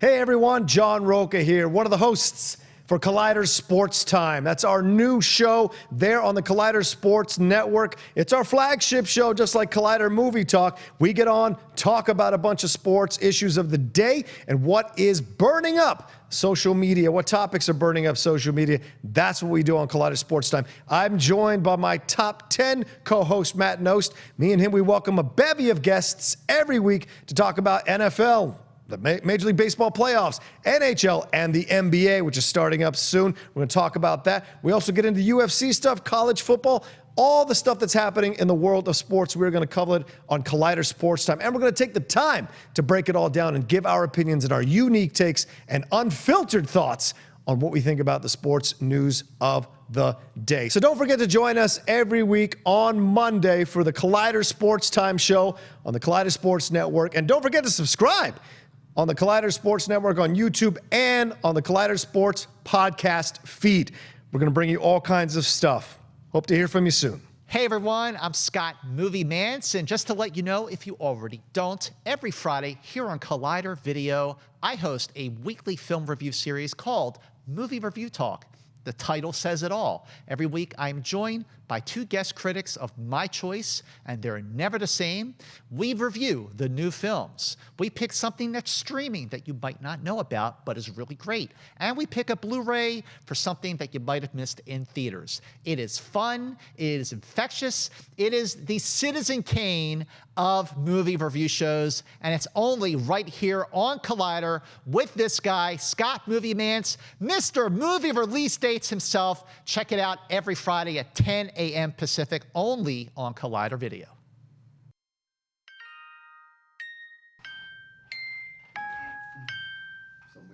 Some music or something. Here we go. We're back. It's Collider Live. Roxy's buttering a bagel. Yeah, I'm hungry as shit. We're listening to a music box. Is that We're from not allowed to have our is cell that phones on the Annabelle or desk. something? Conjuring. That's from The Conjuring. Makes sense. Man. Sounds like a lullaby. We are back. It's Collider Live. It was a nice conversation. Thank you for JTE for stopping by and Dorian. Hell of a guy. Dorian's not done yet because he and his mom are going to be on in the last half an hour of the show. So make sure you check in for that. I can't wait. But I told you we were walking out and Reilly told me it's so predictable those two because I've realized that I just can't. No, but look, I love. What happened? No, I'll tell you. So I love our we've established our core fan base that watches the show like every Monday, Tuesday, and Wednesday, and those are the show like that get the show. Those are our peeps. We gotta I knew grow that- on them. They I need to just- share I knew this there's- show. Well, I knew there was going to be some idiots, and there was one guy that was like, Oh, it's a clickbaity title. They're not even talking about it. They're talking about office stuff. It's like, oh, I'm out. And it's like, Yeah. good. It's just- Fucking see you later. Oh, because we weren't talking about quick enough? it's dumb Yeah. people, but it's like This is office stuff. Suck Like, my dick. clickbait title. They're talking about office stuff. I'm but out. that's the show. Great. That's the show. The show is we're going to talk about everything, and we talked about it Have for you like a ever half seen an a hour. trailer for a show when you know something's going to happen, and then you got to sit through the whole show No. to get to that point in the trailer? We didn't even do that. I know, and look, and this is the thing. This is the point. thing that I realized though too. And I was telling because Reilly, same thing. We found there were some great people in the chat that were having really intelligent conversations, fun conversations. Got a and great point from one. Yeah, and then there's just a bunch of disgusting people that pop in because like I say, they're people. Everyone has access. That's why I don't read comments anymore. I don't. I haven't read them in years. I don't. I read every single nah, comment on every single show I won't that do I do. it. Get I outta won't do here. it. Roxy, Every comment. I it's stay- going to start hurting your Yeah, soul. I stay with Okay. because the problem is That's that how I grow. every Yes. good person has access to the internet. The worst human in the world has access to the internet, and a few of them are watching right now. Are they The vocal garbage minority people? ruins. Yes. Yeah, and it's like they Actual garbage people. but Yes. Garbage those are- people. Right. Exactly. That's the thing. So I, like I said, and I also made the point on Jedi Council, and I stick by it, is I think that you also don't know, there's some dumb people watching right now. Hello, dumb people. But those people and some people who write just anger and stuff like this stuff going on in their day that you don't know what it is. You don't know what they're going through in their overall life, and that's why they write the things that they do. But just to let you guys know, That's why they rip garbage people posters off walls and throw them on the ground. that's exactly what I did. I got mad and I threw it on the floor. But I had some stuff going on in my life and I threw it on the floor. We all do. But the point This is, poster you ripped off? yeah, I said it yesterday. I was in a shit mood and But it didn't even break or anything. I just tossed it on the Maybe side. that's why you're putting me down. Yeah, It's I'm sorry. Okay, you got shit to do. I don't mean to put you down. Anyway, moving on. One of the fun things that was Beardo, you there? Yep. Nice to see you. Nice to see you too. How you doing, buddy? I'm good. How you doing? Good. You are monotone and joyless, and I love you for it. Oh, thank you. Appreciate it. Even if you're monotone and joyless, Beardo, you bring me so much joy that He does. be you, pony boy, you be you. So Stay gold. Thank you. Golden. So Beardo, me, you, and Macuga, we went and we saw The Nun yesterday. Because, Beardo went with you? Beardo, yeah. Well, Beardo had to. He mic'd us up. Beardo it's so funny though. He's always so worried that the people at the movie theater are going to know that he's carrying like Oh, a really? mic pack underneath. I didn't even notice he was upset. And he's like, does it look conspicuous? Like, no, you just kind of look like a fat guy. Yeah. So. Oh, yeah, well, because you're recording the movie. Yeah, and we yeah, went. but really it's sketchy. just a couple sound bites. Yeah. You can't really even hear the movie. We went to eat first because we got there Thank late. you for lunch, by the way. You're welcome. We got What'd there. you get? I would have come. We went. Well, you said you didn't want to hang out with us. I did not want to hang out with you guys. I was busy. I'm a busy You're butterfly. busy. Well, we went Get over to wings. Yard House. We sat down. We had Oh, I some love it some there. food, and I had myself I love their salad. They have man. really good chicken You salad. get the tuna nachos? No, not this time. So then, what did you get, Stray? Because I know he got the wings. I got the Kill Caesar. Right. So you got to sell it also. So then because we figured we No got there late pistachios? on the first Yeah. show. We wanted to go see the trailers and everything too. So we would miss the trailers. So then we get there, and as we're walking in, there's this trailer for Stars Born that I've never seen before. It was like a longer trailer. It was like a scene between Bradley Cooper and Lady Gaga, and they're kind of going over and having this conversation. And then 87 more trailers play afterwards. And the last trailer that they play is another trailer for Stars Born. I've never seen it before. But it Do you was think different. they just fucked up? No, because it was a different trailer. Warner Brothers for None. Yeah, Warner Brothers they're for really, Stars They're Born. over pushing it. There you go. But Does it seem like to you that Bradley Cooper's kind of doing a Jeff Bridges impression from Crazy Heart? Exactly, the voice and everything. Do you think so, I Beardo? thought about No. that the very first trailer. So that's still good. I don't feel that way. Well, I haven't seen the movies. How do you guys know? No, I'm just saying from the In the trailer. trailer. he's From the like, trailer. Yeah. oh, well, I think a Star Born. Yeah. People are loving this Such a movie. songwriter right there. People are loving this movie. It's Yeah, getting they old. got it pegged for the Oscar. Yeah, already. Beardo, I feel like you hate this movie already. A Star is Born? Yeah. It was okay. It was a very cliche to me. You saw the it? movie? Yeah. When did you see it? I know a guy. Wait, is that true? You saw that movie? Yeah, I told you yesterday over lunch. I wasn't listening. I don't trust anything he says ever because he didn't What? like Upgrade. Oh, And yeah. that movie is I one of don't the trust- best movies of the year. I don't trust Beardo's Reilly. taste. I trust him that he saw it, though. No, that's fine. yeah, I don't. yeah. I don't care about We if all you saw saw it or not. Roka's I stand-up can't at believe Comic-Con. you didn't like Upgrade. Beardo has elitist taste. There's no doubt That about is it. unbelievable. You didn't like What Upgrade. What do you love, Beardo? Recently, I loved Crazy Rich Asians. That was really good. Elitist taste. Watch. He loved. What was the one that you loved? What was the one that you loved with Jennifer Lawrence? Mother was Yeah, good. loved it. He Loved it. Good. That says it. It's an art. It is Oh, a, Reilly, calm down. listen, the movie itself, my opinion, of course, is that it is a gorgeous looking movie. It's film, but it is so preachy. It is so over the top. Like I'm a filmmaker. It was to me. I feel like Beardo. That's what. I'm That's Richard what Beardo Dreyfuss. loves. I Just was in take the Jaws. That's salad. how I felt about Phantom Thread. And that's Phantom what- Thread was amazing. That I can't talk It about. was so good. I don't trust any of your taste. I've heard good things about Phantom Thread though. It's fantastic. We can all Bland disagree and boring. on the fact that, or agree or whatever, that Yeah. Beardo's got different Different taste. taste. Yeah, I I wouldn't don't- say it's bad. I No. just he has Elitist different taste. taste. That's what's great about movies. Yes. It really is. And I mean, as Yeah. much as I will bust your balls on this, Beardo, You don't agree with his taste. I don't agree, Right. and it's great In when we can have that certain respects. Oh, conversation. sorry, Beardo, are Phantom you Thread one of was those- nominated for Best Picture. That It's means really nothing. good. That means Oh nothing. God, it was awful. but Are I- you one of those people who doesn't watch TV because it's not a movie? No, he watches a No, lot I, of TV. I I love watched it. TV. I Okay. talked to Macuga. I started watching Fargo. It's fantastic. Yes. Okay, good. Okay. Yeah. All right. Well, I only saw Beardo. season one, Beardo. really So good. we are all in agreement that the three of us saw a flying shit box last night. My God. Yesterday. At least when you scared the crap out of me with Hereditary, I was like, okay, this is kind of a well done movie. Yeah. Like I was intrigued till the very end The of Nun Hereditary. stinks. The Nun, in between being scared out of my butthole, I was laughing. I was. What does scared out of your butthole Oh, well, look you like? don't. We don't have to explain it. You can hear it. That's from yesterday. That's him. That's yesterday. crawling out of Are his there butthole. people Scared. in the theater There was while like you're doing six. that? There was also. Are they with- looking at you? Yeah. Definitely. I was laughing. Yeah. Cool, when we cool. first walked in, there was a woman easily in her mid 80s just sitting in the front row. And I was like, well, if she's here, this can't be that bad. And I didn't see her at the end of the movie. I think she may have gotten up and left. 'cause Maybe it she was so never bad. there. I mean, Maybe she was a nun. I didn't see her. Ghosts aren't real. Beardo, you didn't see anybody, right? No, I didn't see any. There's It was nobody just there. us in the theater. Yeah. But I did see people get up Creepy. and Yeah. get out of the way because you were too loud. no, Is that true? Yes. Yeah. They moved? Yeah, Yeah. there were people that were right behind us. They Like moved during like the four. movie? Yeah, they moved like 4 rows ahead of us because Yeah. Macuga was too loud. Oh, I didn't see that. I saw it, and it was hysterical. I thought it was the funniest thing ever. But that movie, but in between like the scares was laughter at how terrible some of this was. The Yeah. dialogue was like prequel, but worse than prequels. Yeah, it was bad. It was. I love those movies. It was The so. nun didn't like sand. Yeah, dude, I'm telling you, it was so Not a It's sand it fan. was coarse. and I understand predictable, dumb. Oh my God. The performances were fine, but Yeah. it's like the best part of it Who's was the in very. it? Damien. Tamara Damien Farmiga. Chazelle. Farmiga's sister. Farmiga, yeah. Peter Yeah. Farmiga's No, sister. daughter. Is it daughter? No, it's sister. Sister. Is it sister? Yeah. Don't- Reilly, Yeah. don't make me. Don't put me down. I don't want to Christian. put you down. Don't put me I down. want to put you down. What? Yeah. Mr. Macuga, what do you think? We Reilly talked should do? about this. Yeah. And what do you think he should do? Cyber Thank you. Why didn't Roka go with you guys? Was he busy working on something? Roka? He was. Oh yeah. What was Roka working on? He was working on something last night. I don't remember what it was. Hold What was it, Bryan? Do we know what it was? He's still working on his spoonsmanship. Got it. Okay, so he can make it I was to just the nun. checking. That's why I was there. like literally like, Yeah. what was he He working was on? working on, yeah, he's working on sports. So It's my favorite bite of all the nights. it's the best.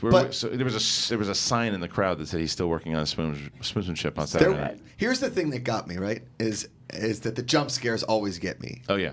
The problem with the jump scares is once the jump scares kept going, I was like, this is so stupid. It was jump scare after jump scare, and no development, no character, no nothing. No. It was just so bland. Like you were no longer scared.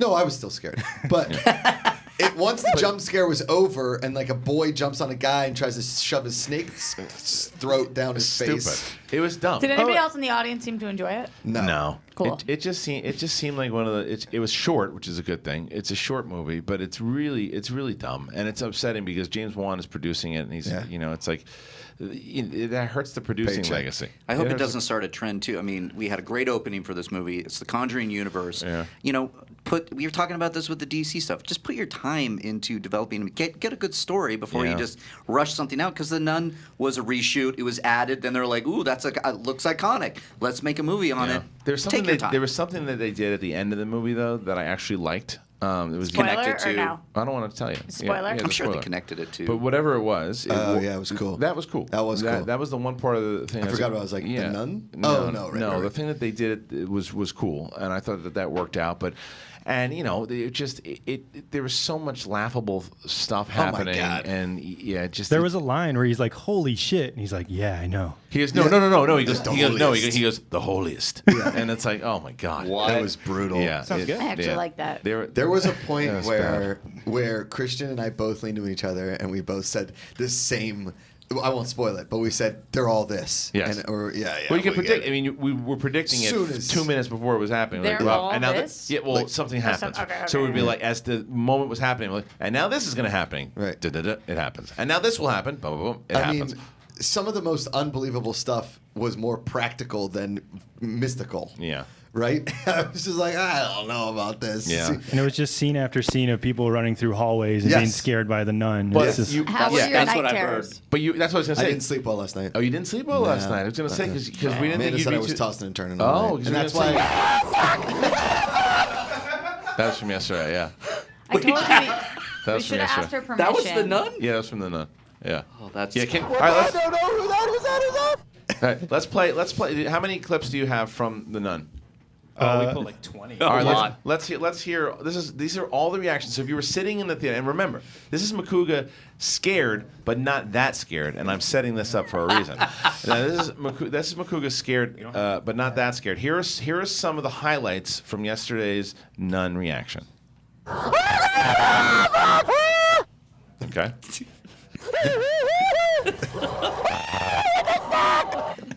he's doing this in the theater In the with theater. people Do you around. some roller coasters? He couldn't control himself. All right, next. On roller coasters?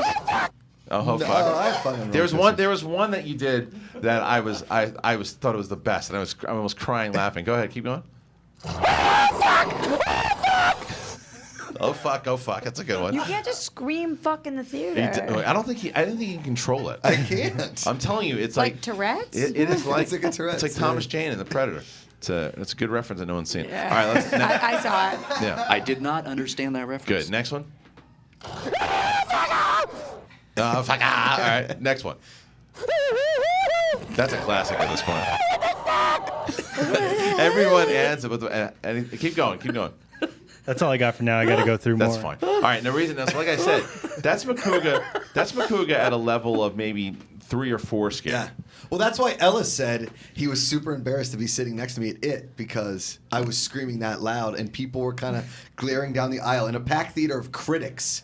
some dude that was like 5'9", 450 leaning down like, what's wrong with this guy? Yeah. Well, I loved it. I couldn't get enough of it. I thought it was amazing. He was the best part of the movie. Easily. I grabbed onto Kristian and Beardo at one time at the same time. And I was getting upset though because the reaction stopped coming because the movie wasn't that scary. Yeah. And there was only like a couple of moments. You gonna say something, Beardo? Oh, that's why I liked Hereditary because it's scary throughout and it's just Yeah. creepy, and that's Yeah. why I got like genuine reactions from him. How did you know he was going to say something? We can't even see him.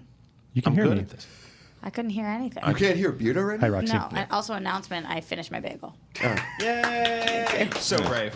I am so brave. So brave. Nice. You got a round of Nicely applause. done, Cobbster. Now, Thank the you, thing guys. is, too, that was him at a level 4. Yeah. Now, when we did this new VR of you with Jesus. The Exorcist, what would you say your level of terrified Oh, was? 10 plus. 10 plus. So And 11. this was no, Oh, don't yeah. do it. Keep it on.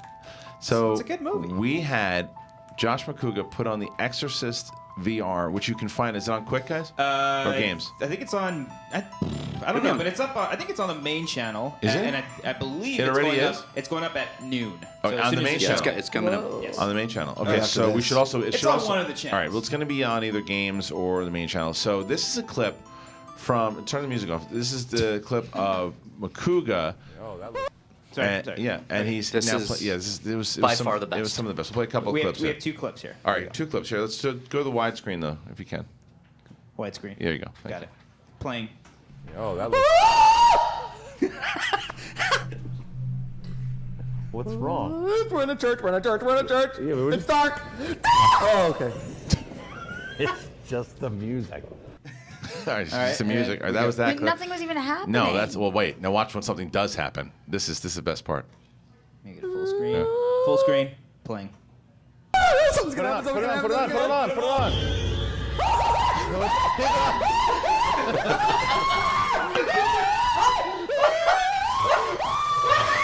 What is that? It's a duck. It's a pig. It's a pig. I told you, those fucking swine. You can't. What is it? You can't trust the swine. And that's just a clip of it. Are you embarrassed? No, I'm scared. I'm scared. But you were terrified. I mean, he was legit terrified. People don't realize. Again, that's what I try to tell people. Yeah, people legit don't understand. Like, this is not a joke. He can't help himself. So Cobbster said last week, he's like, you can just say no. And you're right, Cobbster. I can just say no. But at this point, I've become a glutton for content. You got to so. embrace it. You got Is to the priest embrace it. around? Do I have a flashlight? What's going And it's my favorite when when some new people start working here and they're in the corner and They don't know we're what's filming going on. this. Where was that? In the other room? It was in the studio. Yeah, it was B, in yeah. the, and just them looking up from their computers going, is this for real? Is Yeah. this for, and all of us just laughing our asses off. That's so good. Yeah. All right. That's So good. that you can find on either Collider Games, which you should check out if you're not subscribed there. Joey Rizul does an amazing job keeping up that. He put together that video, but he also runs games. It'll probably be on the main channel, so we can then throw it to the games channel. Check that out. And now, before we get into, because like I said, we're going to try to take some phone calls. We're going to get Dorian's mom in here in a little bit. But the story we were going to talk about today, the story that was the main topic until the Cavill stuff broke, was that Masters of the Universe, Reilly. Yeah. Right? There's some shit going down with it. What's going on? Yeah, so Mattel is creating their own movie studio now, just like how Hasbro created AllSpark to pair with Paramount and make, a shared universe, Mask, Transformers, G.I. Joe. Mattel is doing the same now, and they have the Dallas Buyers Club producer coming in to executive produce and oversee it. And buried down in the article was that the rights to Masters of the Universe and Barbie. Hold that thought. Macuga, can you get that for me, please? What's wrong with you? What is it? What is it? Show what it is. Just kidding. The guys put this right underneath. Thank you, guys. That was funny. They just slid it under? That was good. That's great. That was good. Okay, sorry. All Reilly, right, go so ahead. no, the rights have lapsed over at Sony. So right now, it appears to be, according to Variety, Masters of the Universe and Barbie are without a home, but they have the Mattel movie studio. Wait, what happened to the Amy Schumer Barbie thing? Exactly. Well, they had Anne Hathaway come back or recast because Schumer was kind of like hated off of the internet for Anne that. Hathaway. Then they moved it from a 2019 release to early 2020, but now it's DVD. Same with Masters of the Universe. We had McGee at one point. We had David Goyer. We had Jeff Wadlow. We don't know where that is now. Now it's in development hell Yeah. again. All right, I'm Kristian. gonna go through this story because Roxy was asking me like what it is. But the first thing, the most important thing that I have to figure out that came out of all of that is why do women hate Anne Hathaway so much? Women hate her. My wife the other day. I don't like Anne Hathaway. Have you ever watched Why her is on that? any talk show? She's like the least likable. Oh, I love her so much. Oh my! And I think not her performance. She's an incredible because actress. Ocean's 8, right? Or she was so my wife just watched it, liked it, thought it was fun. She's like, but the worst part, I said, don't say Anne Hathaway. She's the best part. She's like, Anne Hathaway was the worst. She was Oh so no, over she's the a top. great I actress. thought she was She's great like in asked it. about weed. She's like, I don't want to talk about it. I don't want to talk about my personal life. It's like, well, then fucking don't come on the talk show. Yeah. Right. Well, Something she about annoys you. her. God, she bothers me so much. You're not the only one. I think she's so talented though. Like, how do you watch Les Mis and not think like, Okay, holy so shit, your this talent, chick can it's act. not talent for you. You just she And I just can watch annoys her you. movies. I just don't she like. just annoys you as she a just person. annoys me. The only That's time fine. she's likable in a movie for me is Princess Diaries. That's it. People don't like her. But I liked her in that movie with De Niro. Too. So, the But what's Intern? the other Yeah. one that I liked her in? Like Devil love, Wears Prada? sex Devil Wears and love, Prada. Okay, and so drugs, here's Sex, Love and Other Drugs. Havoc. love and other drugs. Love and Other Drugs. She was good. That's a great movie. I like I liked her in that. that. See, I don't like that movie. I'll tell You you don't why. like that I really movie? liked huh? it. They sold it wrong. They What, Love and Other Drugs? Yes. I don't care how they sold it. I liked it. Well, you got to You sell think it it was right. made like a romantic They comedy? sold it as a Yes, romantic of course they comedy, did. and then it became a dying Drama. movie. A dying movie. It's a drama. It became a dying became a movie. cancer movie. 50-50. And which if you sell that in the trailer, She had Parkinson's. That's not the trailer's fault, though. no, she That's- didn't. that's She had like more than the- that, didn't she? Yeah, she didn't die. She had Parkinson's. Are you sure? Yes. She didn't die. But she was something fucked up. Yeah, was she had going- a- she had a was- disease. Yeah, she had had a disease. Parkinson's. And it got worse. That was what I'm saying. Though, It was Yeah. like the movie wasn't Did we sold see to her that, die? and it was no. she She, does. I don't think she does. But anyway, the point is that I was going into that movie. It's a cancer movie. I thought it was, and it was no. You know what? Because 50-50, by the way, Yeah. which I love, I love that was movie, too. sold on. Hey, this is what this movie is. So you're going to have some comedic moments in it too, but it is ultimately what this movie is about. You're prepared for it. You got to be prepared for that stuff emotionally to go in there. I'm telling you, it's like that's what movies are. They're an emotional roller coaster. You should be prepared to know what you're going into. That movie to me was sold in the trailers as a romantic comedy, and then it just. But anyway, she was It fine. kind of was a romantic comedy. They put a lot of Jock Gad in there to show, hey, we're And going to I have a did not bubbly, like fun him in that adventure. movie. Oh, Yeah. He was the broha. Here's my issue was with Anne annoying. Hathaway, and it's kind of like a personal story, right? When I lived in New York, she was shooting Devil Wears Prada, Oh, yeah. right? Love that And movie. there were a couple scenes where she's walking on the streets in New York, and I think she's like going up subways and whatever, right? And the 6 train in New York, right at Prince Street, was where I lived, and they had blocked off both stairways. Like, we need to get this shot. And you hear Anne Hathaway, tell those peasants to not move. That's what No she way. screamed. I swear on everything. Put a Bible, a Quran, whatever in front of She's me. probably kidding around. Come on, she's not going to scream I don't that. think it's a very funny joke. She's kidding around. Come on. She's sitting up there on her Really? sidekick, texting, tell those peasants not to move. There's no way. I don't like her energy. Dude, Go ahead. Go ahead. Go What am I ahead. going to do? Where am I going to go? Go ahead. Go ahead. Go ahead. I don't- hope she proves Why me would she wrong one do day. I hope I that? meet her Yeah. and she's cool. Do you guys realize that all throughout the show, I sit here and struggle because I get my finger stuck in this hole and like can't get it Stop out doing that. like hundreds of times during the Okay. show? Good for you. Thank you. Glad that we keep your attention. That you're a fidgeter, huh? Oh, always. Good. Thank you, Roxy. Thank you. Appreciate it. I But very anyway, excited. Reilly, My fingers Masters of the stuck. Universe. Yeah. It's Go. Emmett. So here's the story, Roxy. Here's what happened. So for those of you, if you listen to the Schmoes Know Show back in the day, this might be a story that you've heard, but now there's a different. It continues on. So forgive me as I tell the story again, but this is kind of how it all went down. I worked for Joel Silver for about 3 years. While I was there, I would read a bunch of scripts. Some of these scripts would be in turnaround, which means that essentially what Reilly was just talking about means that the studio no longer has the rights for it. It's in turnaround, and then another studio can pick it up should they want to. Masters of the Universe was a script that was going. It was in turnaround. They were looking to get it picked up somewhere else. John Woo was involved at the time, had written the script. It was atrocious. the worst. You read it? Yes, and I read the script. He sent it to me. He goes, read this shit. Yeah, and so Tila, at one point, one of the characters in Masters of the Universe was John Woo. was asking, John Woo was asking to eat hamburgers and cheeseburgers. It was an atrocious He-Man thing. asking, like, are you high? It was terrible. But Yeah. so and this was and it was an uphill. was he? No, it was an uphill battle for me because what I was trying to do is I was saying, look, this isn't turnaround. And then Susan Downey, who Robert Downey Jr.'s wife, was running the company. She had trusted me because I had found the Wonder Woman writers. I was in good standing over there. I was on my way up to doing more. And so she said, "Is this a good script?" I said, "No, it is not." And she's like, "Well, why do we want it then?" And I said, "Because of what it could be. It could be Star Wars meets Lord of the Rings if taken seriously." And she's like, "Those are two good franchises, but we just don't have anything to base it on, so it's nothing I can do with it right now." Understood. So then I'm trying to figure out, well, what can we do? And then I started talking to friends and like, well, because if you can get a financier on board, someone like a Village Roadshow or Legendary Films, someone like that who says, we understand it, we'll come on board to put the money on, then we can then say, here's the take we want to go with. Let's go ahead and move this thing. Then the studios or the production companies will really want to get involved. So you had to write a spec script so that they would understand. Or a treatment, right? Yeah. So enter Reilly. So Reilly and I have been working on some stuff. I said, here's the idea and the things that I wanted to kind of go. And then he said, well, And what you were if an original fan. I was a huge fan. Yeah. Because I was a fan of Same the with me, comics. yeah. See, that was the thing. Is And he knew. I was a fan of the comics. The comics were based off of basically Conan the Barbarian. Right? And so then the 80s TV show came out, which I loved, but it was a very cheesy thing. And that's what everyone pops in everyone's head when they think of the 80s series. They don't think about the 2002 series that came out in Cartoon Network, which was more serious, went into the lore, and showed what this thing could be. So we watched all of those. We watched everything. We read the comics, and we said, this is what we think we should do. Riley said, this is what I think we should do. I said, here are the story notes. Riley wrote this treatment. I said, this is what we have. This is epic. This is Star Wars meets Lord of the Rings. Now I can do something with this.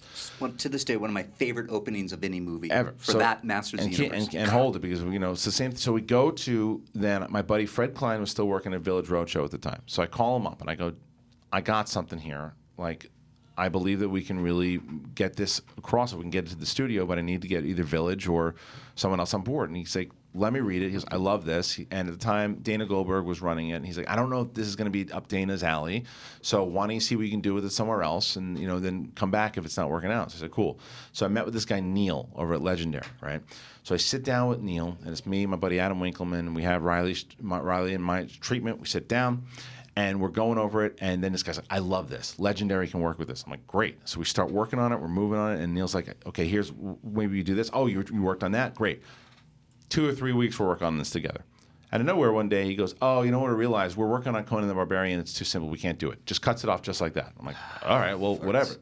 So then my buddy Naveed, who was an executive over at Silver Pictures, goes, this is after now. I had just set up these guys, the guys who replaced Joss Whedon on Wonder Woman. Okay. Right? So these guys had written this script. So I was like, what if we have Jennison and Strickland take a thing off of Riley's treatment, write their own version of it, because they had a whole different pitch completely, and have them start working, because they're hot right now. Start working with them, building up the script. We get a phone call from Justin Mark's agent. Justin Mark's very talented screenwriter, writing the new Jungle Book, or wrote the Jungle Book.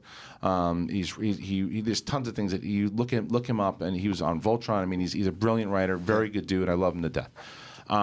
We get a call from his agent, and he goes, "Hey, would you guys be interested in doing a Masters of the Universe movie?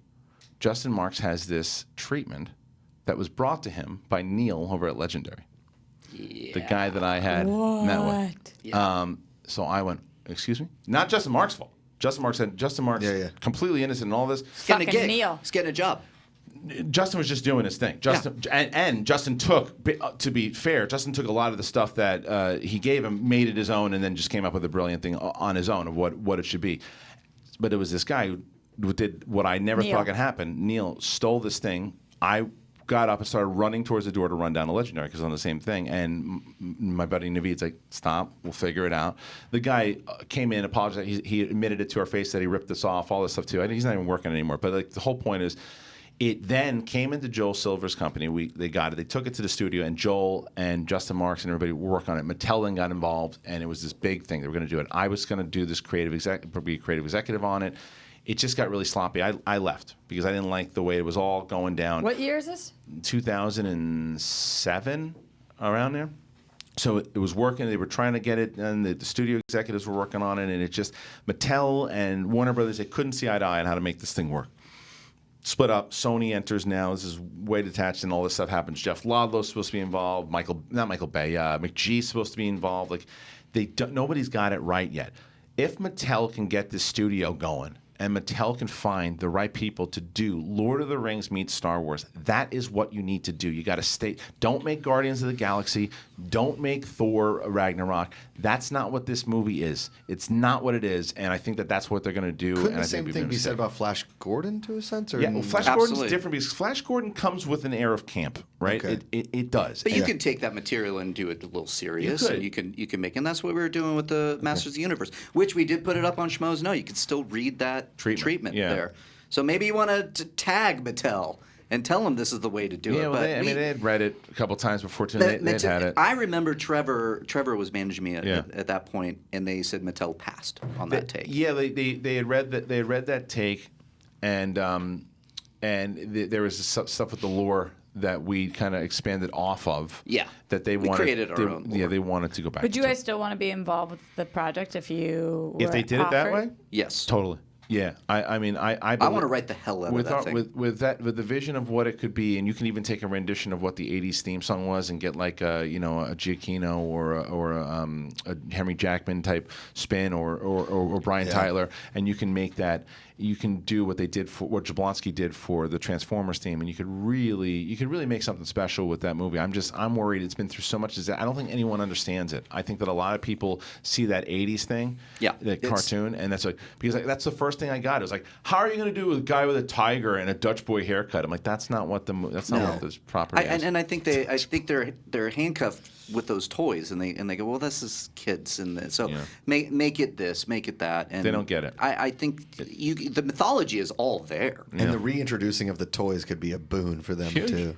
You can do them so differently. So anyway, Masters of the Universe is out there. You guys think? How do you think it should be made? I do want to take a couple phone calls from the audience before we bring Dorian's mom in here too. I want to see if you want to talk about some of the Henry Cavill stuff. That's cool. If you want to talk about Masters of the Universe, you want to talk about how you shouldn't be texting people ridiculous things. If you want to talk about JTE, whatever you want to talk about, you guys can do that. Go ahead.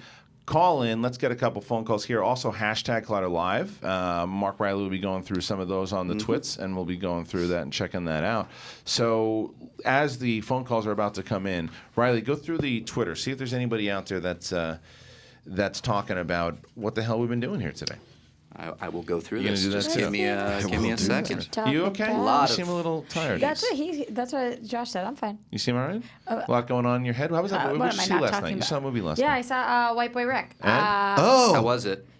It was good. It was not my favorite. It wasn't amazing, but it was very good. Okay. It was very good. I love those stories, especially. It's true story. Yeah. I thought that the two kids, Richie whatever Merritt, I think is his he the name. lead? Yeah, he's never had a credit before in his life, and he was unbelievable. Yeah, good. Okay. Like was acting circles around McConaughey. Is McConaughey just cliched at this point? At times you're like, that's McConaughey Yeah. being McConaughey, but Okay. then there are some scenes where you're like, holy shit, man. Because that one, I'm waiting for the screener. I think the screener is going to come in pretty soon. Speaking of screeners. Yeah, I know. You got to remind me. I What? I know you Mr. remind I me want every day. Mr. Rogers. You remind me too late in the day. I'm already on Okay. the road. And same thing with Roca. So poor Roca. Again, like I told myself that on this show that the things that I do that I on myself because everybody gets ragged on. As Snelling saw this morning, I'm going to rag on myself as well too. I did a You shitty. tell me not to do that about myself, though. Well, but unless you deserve it, and I deserve it. I do too. No, see, you don't deserve it. You don't. You don't deserve it. See, you beat yourself up do. when you don't deserve it. I deserve this. So I was out there talking to Macuga, and I look down and I see these almonds, these candied almonds, and I'm like, look at those. Those look good. So I took one, and then I took another one, and then I took 6. You're like Homer Simpson. And then you took all of them. And then I go, you know what? Fuck it. I'm like, I'm gone this deep. There's only like 5 left. I just ate the rest of them, right? And they were Rokas. So Roca, and those are like his favorite things. And he or loves them something. so He loves much, them. and he handled it well. He came back. He said, "Where's my almonds?" And like I tried to frame Jack. I put it in Jack's garbage can, and like, Really? No, I mean I told him I did it, but I still framed him for it. But then and I said I'm gonna, and I have every intention of buying. Like there's a supermarket right by my house that has them, and they have a lot of them, good ones. And I've been wanting to so many times to stop by, and I always take my daughter to school, but I'm late all the damn time, Yeah. so I rush through. I got to stop and get the guy the almonds, and I got to bring you the screener. What was he doing while you were eating his almonds? He was on a show, so it was a good time. Him and What Snyder. was he working on? I while don't you know. were... They were doing some show, but Fuck. him He and was Snyder. working on his goddamn spoonmanship. Oh, sorry. Roxy, I was Still with you. working on this That spoon. was too late. That Well was good. done, Roxy. I don't know. He was we doing all a missed show. it. We all missed it. You're right. That was good. All right. Damn. Hey, we got someone on the line right now who's been listening to this. Are you one of those people that get the show, or do you think we're doing clickbait?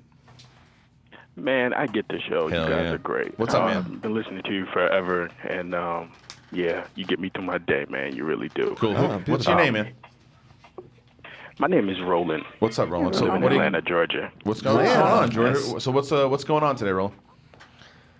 What's going on is, God, guys, Josh Macuga, you are just pure comedy, dude. You are great at comedy. And I Roxy appreciate Striar, you're comedy too. This show is just Thanks, great. I'm man. so glad you brought it back in this iteration, man, because Thanks, man.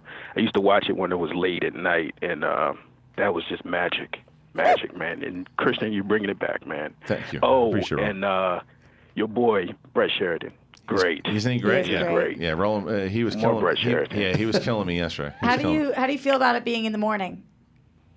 It's cool. It's cool. I'm Yeah. on the East Coast, so Oh, it cool. doesn't matter. Where are you? It Oh, doesn't okay, matter. Atlanta. All right. So, anything you want us to talk about here today, Roland? Anything you want to start us off before we? Something kind of controversial. What you got? Hopefully you can answer it for me. Sure. I miss Robert Meyer Burnett, man. You guys got to get him back, man. I watched Heroes. Heroes was one of the main shows I watched. I got to see Robert, man. His Star Trek take. I mean, you got to have somebody out there that's balancing that, man. Listen. And I don't know what went down. That's but fair. I hear stuff. That's fair. Listen, you know here, what I mean? here, I mean, I don't want to get. What I will say is, I can't get too much into parts of it that it doesn't involve me. But what I will tell you is that I've reached out to Robert a couple different, and Robert and I are still friends. I've reached out to Robert a couple of times to say, hey, let's meet for lunch. Let's do this. And he's told me, okay, let's do it. And I don't hear from him. And it'll be a couple of days. That LA stuff. It's that LA stuff. And I've done it, and I've done it a couple of times. And I said to him, hey, and I was supposed to put him in the Schmodown thing, but I said I needed to talk to him. He didn't get back to me, so I can't wait on him. You know what I'm saying? So like, I love Robert, and Robert knows that I would say this to him on air, off air. I think that there's some things that were handled poorly on both sides, and I think that we've had those conversations. And I love Robert Meyer Burnett, and I think that he's everything you said, and he's one of the guys that helped build the Schmodown, and I think that he's someone that I've gotten along with very well, and I think there'll be a day when he and I sit down finally, break bread, have some conversations, and see what we can do. But I just think there needs to be a lot of conversations had. But I love Robert. And your Petey Peppers, that impression is comedy every time, dude. You definitely should do the stand-up again. For real, I dude. appreciate it. You can't give up on that. I appreciate you cannot. it. Well, Roland, you're a great phone call, my man. Thank you so much for calling. Thanks, Roland. I look forward to hearing rock. from you again. But you guys take it easy. Thank you. Take it easy. So Cool kid. he was cool. Roland. Hopefully we have him come back in. Oh, I thought he said Roman. Two things I want to do, by the way, is Roland. So two things I want to do. Speaking of great phone calls, I want to bring Samantha back from St. Robert's. Oh, yeah. I want to bring her back. Love it. And on the same show, you were not on the first show, were you? You were on the first show? You were on the first show? Yeah. Samantha from St. Robert's. Oh, from St. Roberts. I thought they said from Sam Roberts. No, she works at Sam Roberts. But no, from St. Roberts. Sam Goody? I want to do another relationship talk thing that we were doing. But this time, Ashley I from the Bachelor World is going to come in here and grill all of us. I like it. And I talked to Jared. Jared's going to come in and talk some movies, and she's going to come in and really hammer us Just down. put something on your eye. Put something on. Yeah. You got it. No, it's gone. Whatever. It's fucking A stupid. little bit of good. All right, let's take It is fucking stupid. I agree. Let's take a tweet, and then we're going to get to. I want to.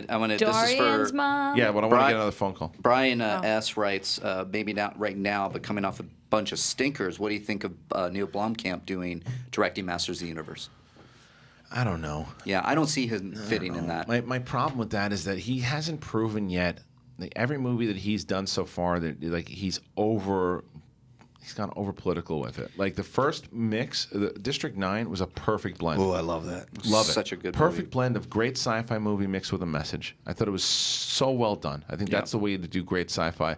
Then Elysium was a little bit more than. It was a little more heavy-handed. Yeah. I personally love that movie. I don't like it. Elysium? Yeah. Yes, I love that movie. Yeah, I like that movie so too. much. Chappie stinks to high shit. Yeah, And Chappie's the pretty- rest, I can't hang Chappie with. stinks. Chappie, they tried to his- rip off Gizmo Duck. His YouTube stuff is really It's really fantastic. good. Is it? Now maybe that's because they're a lot more short formed Yes. than other stuff, but Which is how he visually, started with like District 9. when I first saw District 9, I immediately thought like, oh, this is like a Verhoeven type of Yeah, director. yeah. And so when you bringing him on for RoboCop, I think that's pretty perfect. RoboCop's perfect. I think Yeah. RoboCop he fits into better because all of his every movie he's done is in that kind of dystopian type future, and I think that He's perfect for that. I think that works for him. Masters of the Universe, I don't know. Look, maybe I'm going to be controversial with this, but there's not a lot of politics in Masters of the Universe. We don't need to go into the ruling class. Right. It's about good versus evil. That's for the most part. That's it. Yeah, I mean, it's science versus magic. You Or guys have science got me and magic. intrigued at least. Yeah. You know what's a really cool thing is there's like a quick, maybe it's 8-minute short about how they made District 9. It's pretty cool about actually going into into the slums of South Africa and actually making that movie. It's a really cool story. I'm sure. that's Yeah, cool. he was. I mean, he's a good filmmaker. I'm rooting for him to get back. I am. All right, I'm going to put you on the spot real quick. Matthew Vaughn would be good, by the way. And it's a totally off subject, but sort of back on subject. Okay. The guy said on the phone you should do stand up again. Yeah. I have a live show. It's a charity show. Yeah. Sunday, September 23rd. It benefits the Battle Buddy Foundation. They pair service dogs with vets with PTSD. Kristian Harloff hasn't done stand up in a while. It's in the main room at the Comedy Store, a stage you are familiar with. Mm-hmm. If you want to come on stage and do some stand up, the invitation is open. The invitation is open. I will tell you this. I applaud what you're doing. I think that it is an amazing charity. I hope that people will go out and buy a ticket. I hope that everyone goes out there. That is coming up soon. Yeah. I don't go up there and I can wing it, but I go up there. I want to make sure that I give you a good show because it's part of your charity, and I don't want to go up there and be like, hey, there's a couple jokes about things I used to do 10 years ago. What's the date of it? Sunday, September 23rd. It's right I around feel the corner. like that's not around the corner. You got 2 weeks. The point is that I'm He also has backpedaling 2 around kids it. in a life. and I have 2 kids around it. The answer is I am not ready yet. If there was something I would come back to do it for, it would be a charity like that. So I appreciate you putting me on the spot. I think Roke is free. Roke is free. Roke is free. I'm pretty sure he's still working on something. What's he working on? He's still working on his spoonsmanship. All right, we got that. We got that. But the answer as far as would I do it again, we talked about doing a kind of Collider comedy tour. It's something I'd consider. Okay. So we just got to think about it. All right. Anyway, all right, let's take one more call and then we'll get to Dorian's mom. Hey, you're on Collider Live. Who we got? This is Matt. Matt, what's going on, man? So what do you got for us today? What do you want to talk about? I just actually wanted to call and say how much I appreciate the show. It's honestly my favorite thing on Collider. Yes. Awesome. Thanks, Matt. Macuga's going to hate me from this, but Macuga, how you like that tie, Cleveland Rocks? Oh, no. What? Yeah. The Steelers tied the Browns. Cleveland I listen, dude. I love your city. I had a blast shooting the Travel Channel show there, but that was a rough football game. Yeah. Oh, yeah, it was. Cool. Yes, sir. Kristian, I just wanted to say thank you because past couple of years I took a break from school, and that's when I stumbled onto Collider, and that has been a real inspiration and allowed me to go back to school to study film, which is what I wanted to do in the first place. Oh, yeah, man. Thanks. Well done. Thank you. Thank you for Attaboy, listening and Matt. being a great That's fan. awesome. I appreciate it. You got anything you want us to talk about before you head out or what? Just Macuga. Yeah. Your horror stuff. I watched the VR. Loved what I saw today. Just great. Love it. I do it for people like you. I do it for people like you. Yeah, do it for the bit. All right. Well, thank you so much, Matt. I appreciate Thanks for it. calling Thank in, you for the Matt. call. Awesome. And Good luck with school, Matt. Yeah, good Yeah, luck with good school. luck. Keep kicking ass. Study hard. Yeah, and then don't worry. You can see that you should go ahead and watch that Exorcist VR. It's incredible. And I will see you at Celebration. Awesome. We'll see you at Star Wars Celebration in Orlando. Fantastic. Love it. All right. Well, that's Can I everything. Do you love Star Wars? I like Star Wars a Do lot. you? Yeah. I like it a lot. Can you talk Star Wars Let's go like back to on the Jedi Council? Orlando. Maybe. Maybe have you on the Jedi Council. One time I went on in Chicago. Ken's show back in the day at Popcorn Talk, Jedi Alliance. and I defended Hayden Christensen for an hour because Good I for love you. him more than anything. Well, all right. Well, then you should tell Mark Fernandez tell- that. I probably hire you They tomorrow. matched on Bumble and other best He friends. loves him. He loves Hayden Christensen. I think His that favorite He wants to character have a Hayden con. Yeah, is I had Anakin no idea. Skywalker. I love you, Mark. Hayden con. That's what How he has he not Nobody's come into ever- the studio yet? Well, he doesn't. I mean, they don't know each other. Who? Like, are you kidding me? Like, if I thought that they. no, we saw him in Orlando, and it was like you should have seen Fernandez's face. He was like, we had to like follow. We followed him around. It was like, Oh, it's creepy yeah, fanboy stuff. Yeah, he loves Hayden That's Christensen. great. That's great. Anyway, so that is everything we're talking about. Do we have another break? Do we have one prepared if we needed it, guys? Oh, no, never mind. You know, I mean, we do, but there's like 13 minutes. Yeah. That's fine. All right, take it easy. I know you're right. Don't put him down. You're absolutely. I don't mean to put you down. I don't mean to put you down. I apologize. We're celebrating together. All right, let's get to this because I am very excited. Our special guest today is going to be Dorian's mom. Does she have a name, by the way? We don't know. We're gonna. I want to ask her how we should address her. What do you guys usually call people, Mrs. or do you Depends usually on what they call want to them? be I think called. somebody's I mom always I always call go. Mrs. You got to start with the Why don't Mrs. you last Why don't name, you and be then polite and sit over there? are they in here I don't yet? mean to And put you. will. I don't mean to put you down, but I think you need I will to do be. it. Here we are. And then here I've we never go. called anybody Mrs. or Mr. anything. Yeah, and I don't know it's how to do it. Oh my God, she's hot too. yeah. Come on in. Cheers. Wow. Now Damn. we're over here. Wow. No, we're gonna put you. we're gonna put you here. We'll let her have the headphones. then Yeah, Dorian's we're gonna put the headphones on. Dorian will sit there. Macuga will have you sit. So sit on the bench over there. So if you can put the headphones on, please. I gotta mess up my hair. Can you? Is that okay? Yeah. All right. You can put them to the back if it helps. Yeah. Because that way you can hear yourself a little bit too. No, it won't. My little head is little. How does that work? Is that better for you? It feels weird. Feels weird? Because I'm loud anyway. That's okay. Listen. You Here. have joined the right crew. Well, how does that feel? Does that feel better? Okay, that's Is it a little better. Is that better? But my voice is real loud. That's No, all no, right. you're okay. you're normal sounding. All right. So we're not going to call you Dorian's mom the whole time because that would be rude. We're gonna. How we would just talk about as you came in. How would you like us to address you royally? You know what? My name is Shirley, but it's so old. I love that name. No, Steve Harvey makes a joke about women, if their name is Shirley, how old they are. People don't name their kids Shirley no more. No, don't say Like Temple. Miss Terry. Miss Terry? You can say Dorian's mom. You want to say Dorian's mom? I'm cool. I'm cool with that because he's kind of cute, so all right. it makes it look like. Okay, so Dorian's mom. All right, so Dorian's mom is joining us today. Now, the reason why I wanted to ask you in here I can tell you have a very big personality that fits here. That's got to be true, right? That must be true. That is very true. Yeah. So, I agree. because the first thing you said to Dorian was you were very concerned because you didn't think Dorian was eating a lot. Yeah, that's true. Ask everybody in here. We go to Popeyes like every other day. Miss Lee, Dorian's mom, he eats all the time.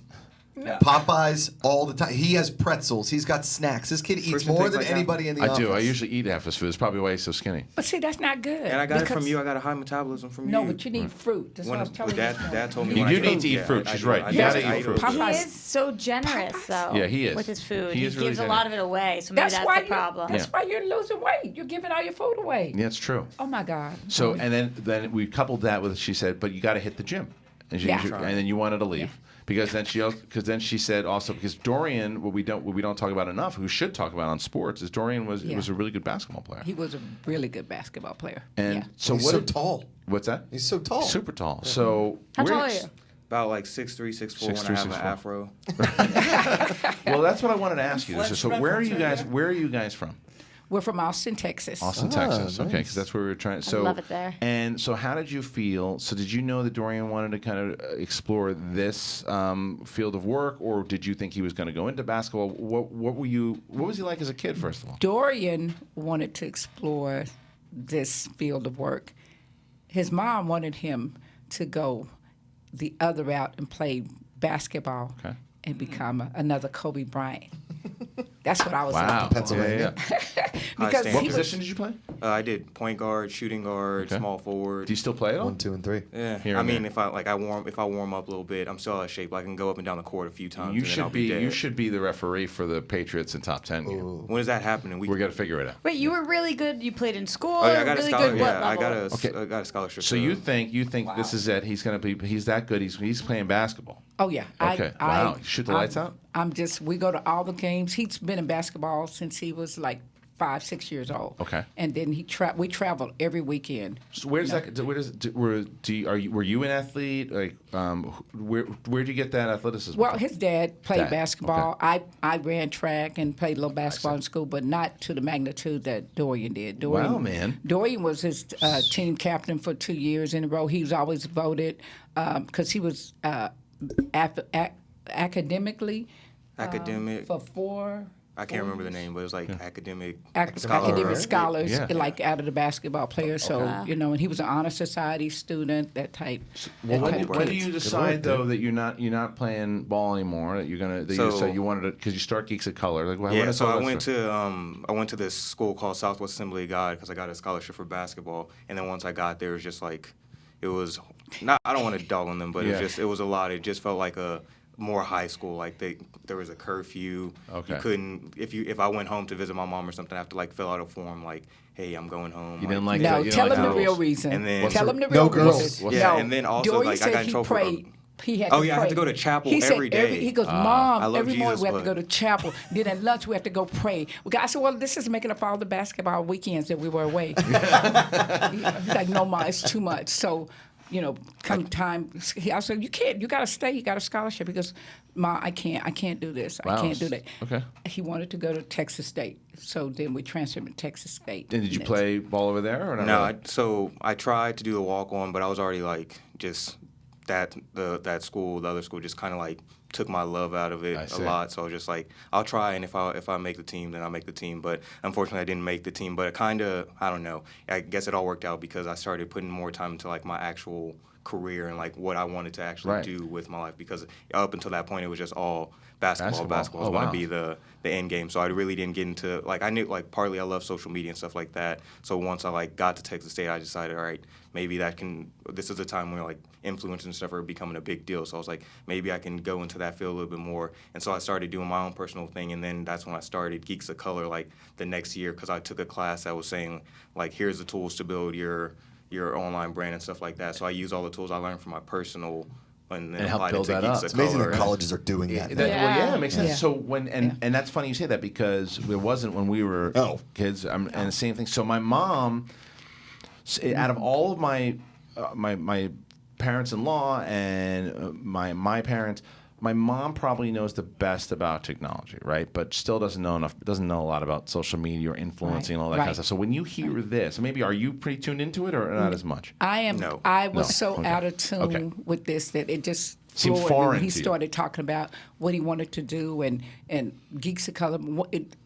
His older brother actually told me, because his oldest brother is a reporter for Fox News. Oh, cool. So he already has that little bug right there.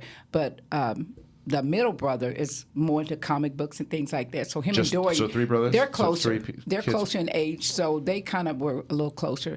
But he asked me one day, he said, Ma, are you looking at Dorian's stuff on, he has his own blog and Geeks of Color or something like that. And I was like, Dorian better leave that stuff alone and work on his grades. He's at Texas State, so I'm just like, all I worry about is grades and stuff like that. Until Darius is my other son. He said, Ma, you need to look at some of Dorian's stuff. And I was like, okay. So I went on YouTube and I was like, he's actually talking? Oh, my God. Why, was he pretty quiet? Is he shy? But he's never been like a talker. Yeah. But I'm watching him on all these YouTubes and all his blogs. Hey, yo, it's your boy Dorian. I was like, Dorian who? I was like, Dorian who? I was like, are you serious? And Dorian, my son, son's like, he actually had to pull it up to show me how to do it. And we were looking. I was like, that's Dorian. He goes, my Dorian is good. He's really good. I said, I didn't know he could talk this much. Right. Oh my God. So then you start to understand Then more. I started to understand it, and then when he got the internship with the Emmy Academy Foundation, when he kept telling me that, I was like, oh yeah, right. He goes, no, I got it. So we were all excited. He just said he needed. So you remember when I was coming back home to visit, because it's only about a 30-40 minute drive, and we were going to go see a movie together. And as soon as I got out the car, I got a phone call from California. But I thought it was my manager. at the time, because I was working for Apple. So I was like, oh wait, let me not answer this right now, because I'm about to go into a movie. But I picked it up anyway, and then it was a Television Academy, and they were like, hey, you got the internship. You'll be working for Stars over the summer. And then I was like, oh my God. My mom got out the car. She's like, what's going on? I was like, I got the internship. And then she starts like screaming at the top of her lungs. And then the lady on the phone was like, I'm a mom too, but I understand. But can you please tell your mom to be quiet? I got to give you the information. Oh, that's amazing. All right. So, but at that point though, that means he's moving to California. That means he's moving to California for the summer. Okay. He had an internship. How are you with that though? Well, Were I you was nervous? okay because he was going to pay him. Okay. So long as they're going to pay him, it was okay. Sure. And I was like, what about the flight? He's like, they're paying for that too. And I was like, okay, I'm up with that. Right. But then he said that you got to pay for your own room and board and your own transportation. So at this time, my girlfriend said, you need to call Julius. And I was like, call Julius. I haven't seen him since the last class reunion. And Julius is married to Viola Davis. I see. And he says like, so I texted him and I was like, hey, Julius, my son is moving out there. Do you know anybody? And he's like, he called us in like 5 minutes. He called back and he's like, sure, Terry, what's up? And I was like, Julius. You guys went to school together? Yeah, I see. went to school together in Austin. Then he moved up here to California, and he's like, okay, I got these friends that are some producers, and they have a house in the back of their house, a guest house, and let me get with them and see if we can, I can help you guys out. And he's like, and it was Thursday. He said, so when are you coming? I said, Monday. He said, God, can I curse? Yeah, of course. He said, God damn, Shirley. So anyway, we got there Monday, and You just said the most mild curse that's been said in the That's show, good? by the way. Okay. Yeah. So he had us come out to, I didn't know they had a production company. He says, me and Viola own a production company called Juvie Productions. He said, so when we got off the plane, we got to rent a car, he had us drive out to Juvie Productions, and Dorian's all excited, and we walked in because got Viola's pictures all over. Yeah. Dorian's like, Ma, Viola Davis. Oh, that's cool. Oh my God, Right, I and can't believe it. But he thought she was going to be there. Our mom's the best. So he's like, okay, it's nice to meet your friend, Ma, but where's his wife? Right. And when you finally do meet her, did you just lose your mind? Oh yeah, because she came back up. I think it was, or was it that? We came up. I came back in June. I got him selling all that, and we got him to move into Julius's friend's place. And the lady used to be Viola's assistant, so they were real cool and all that. But anyway, I came back in July, and Julius came over for the 4th of July, and he said Viola was filming somewhere in Chicago, her and the baby. But anyway, I came back again. Then I came back. She's been up here like 4 or 5 times. I know. Yeah. I've seen you twice now. Yeah. And it's not funny because your friends in Austin told me when I went to one of the birthday parties, it's like, yeah, you on the Dorian's on the blog, and he goes, hey guys, she's back again. I'm like, Dorian, that's not funny. She came back we went over to Viola's house, and we were just chilling there, and then No, we we weren't pulled chilling. in. We went to go buy the car. Yeah, we went to go buy my car that I He had have a now. car. We bought their old car. Okay. I texted him at one time, okay. and I told him, I said, hey, Julius, Uber is sucking up all his little intern money. I said, do you know anybody that has like an old car or a car dealership you can refer us to or something like that? And he said him and Viola were sitting at the table just laughing because they were sitting there talking about getting rid of their 2005 Honda they had in the garage. And there they go. And Look he's at like, that. oh, Perfect you're not timing. going to believe this. He said, you're not going to believe this. So he's like, I told him, I said, I'll be there. And I said, we'll take you. He said, well, let Dorian see Shirley, see if he likes it. I said, he likes it. He likes it. Tell him. He goes, no, let him see and for himself. And I said, trust me, Julius. Uber, he'll love this car. Right. So I came up in September again. So we went in to buy the car. And Dorian's excited now because he said, Viola. And he said, oh, and Viola will be in town. So y'all finally get to meet Viola. Because he had invited us out to watch the game and all that, the NBA games, remember? Mm-hmm. And they weren't but Viola was out filming somewhere, so we still didn't get to see it. But we got to see the Oscar and the Emmys and all that, we were really excited about that. So anyway, we came back to buy the car in September, and Dorian was like excited that we finally gonna get to meet Viola. So Julius tells us, come to the house, we're waiting, and then Dorian's out there testing on the car. But before we got there, we're sitting out there waiting, outside the house waiting, and Dorian said, no, oh no, not again. Say like that. Not again. Yeah, How did you say it? You said, no, Ma, no, oh my God. And I said, what? And Julius is coming around the corner, and he said, she's not going to be here again. Viola Davis, it says, I said, no, Julius says she's going to be here. He said, no, it says she's live at Jimmy Kimmel right now. It's tweeting. And I was like, oh, God. Right. Oh, God. So we get there, and he's test driving the car. Julius told me to drive it around the block and all this. And we're sitting there laughing and talking. And all of a sudden, the garage door just starts opening. And here comes Viola and her assistant and hairdresser and all these people. And Dory's like, he's pulling my shirt. Viola Davis. Starstruck, I said, stop it. Don't ask for no pictures. Don't ask for a picture. Did you ask for a picture? I asked her husband first. I was like, while we were walking, I was like, would it be okay if I took a picture with her? And then she was like, oh yeah, of course, because she's like mom. Like when you sit down and talk to her like in person, she's like my mom, like just a friendly like. And she's been kind of like here, kind of a motherly figure. Yeah, too. they've been looking out for me since when. That's when cool. She's so, and we're wrapping up on time here, but I also wanted to say so. Now you're set up. Your mom helps you out here too. You're going after your dreams. You're now very excited. That he's going I'm after your excited dreams. now. And then he runs into this place. He goes, what the hell's Collider? What is this place? No, the Collider is like the icing on the cake because when I came in November, they actually invited me to Thanksgiving at their house. So and Viola cooks everything. Yeah. So it was really exciting. But I came back and Dorian invited me to go see. He had been invited to come see Ava DuVernay do a what is it called? Q&A. A moderation. Q&A. He said, "Ma, do you want to go?" And I was like, "Yes, I want to go." So we go there, and Dorian's like, "Okay."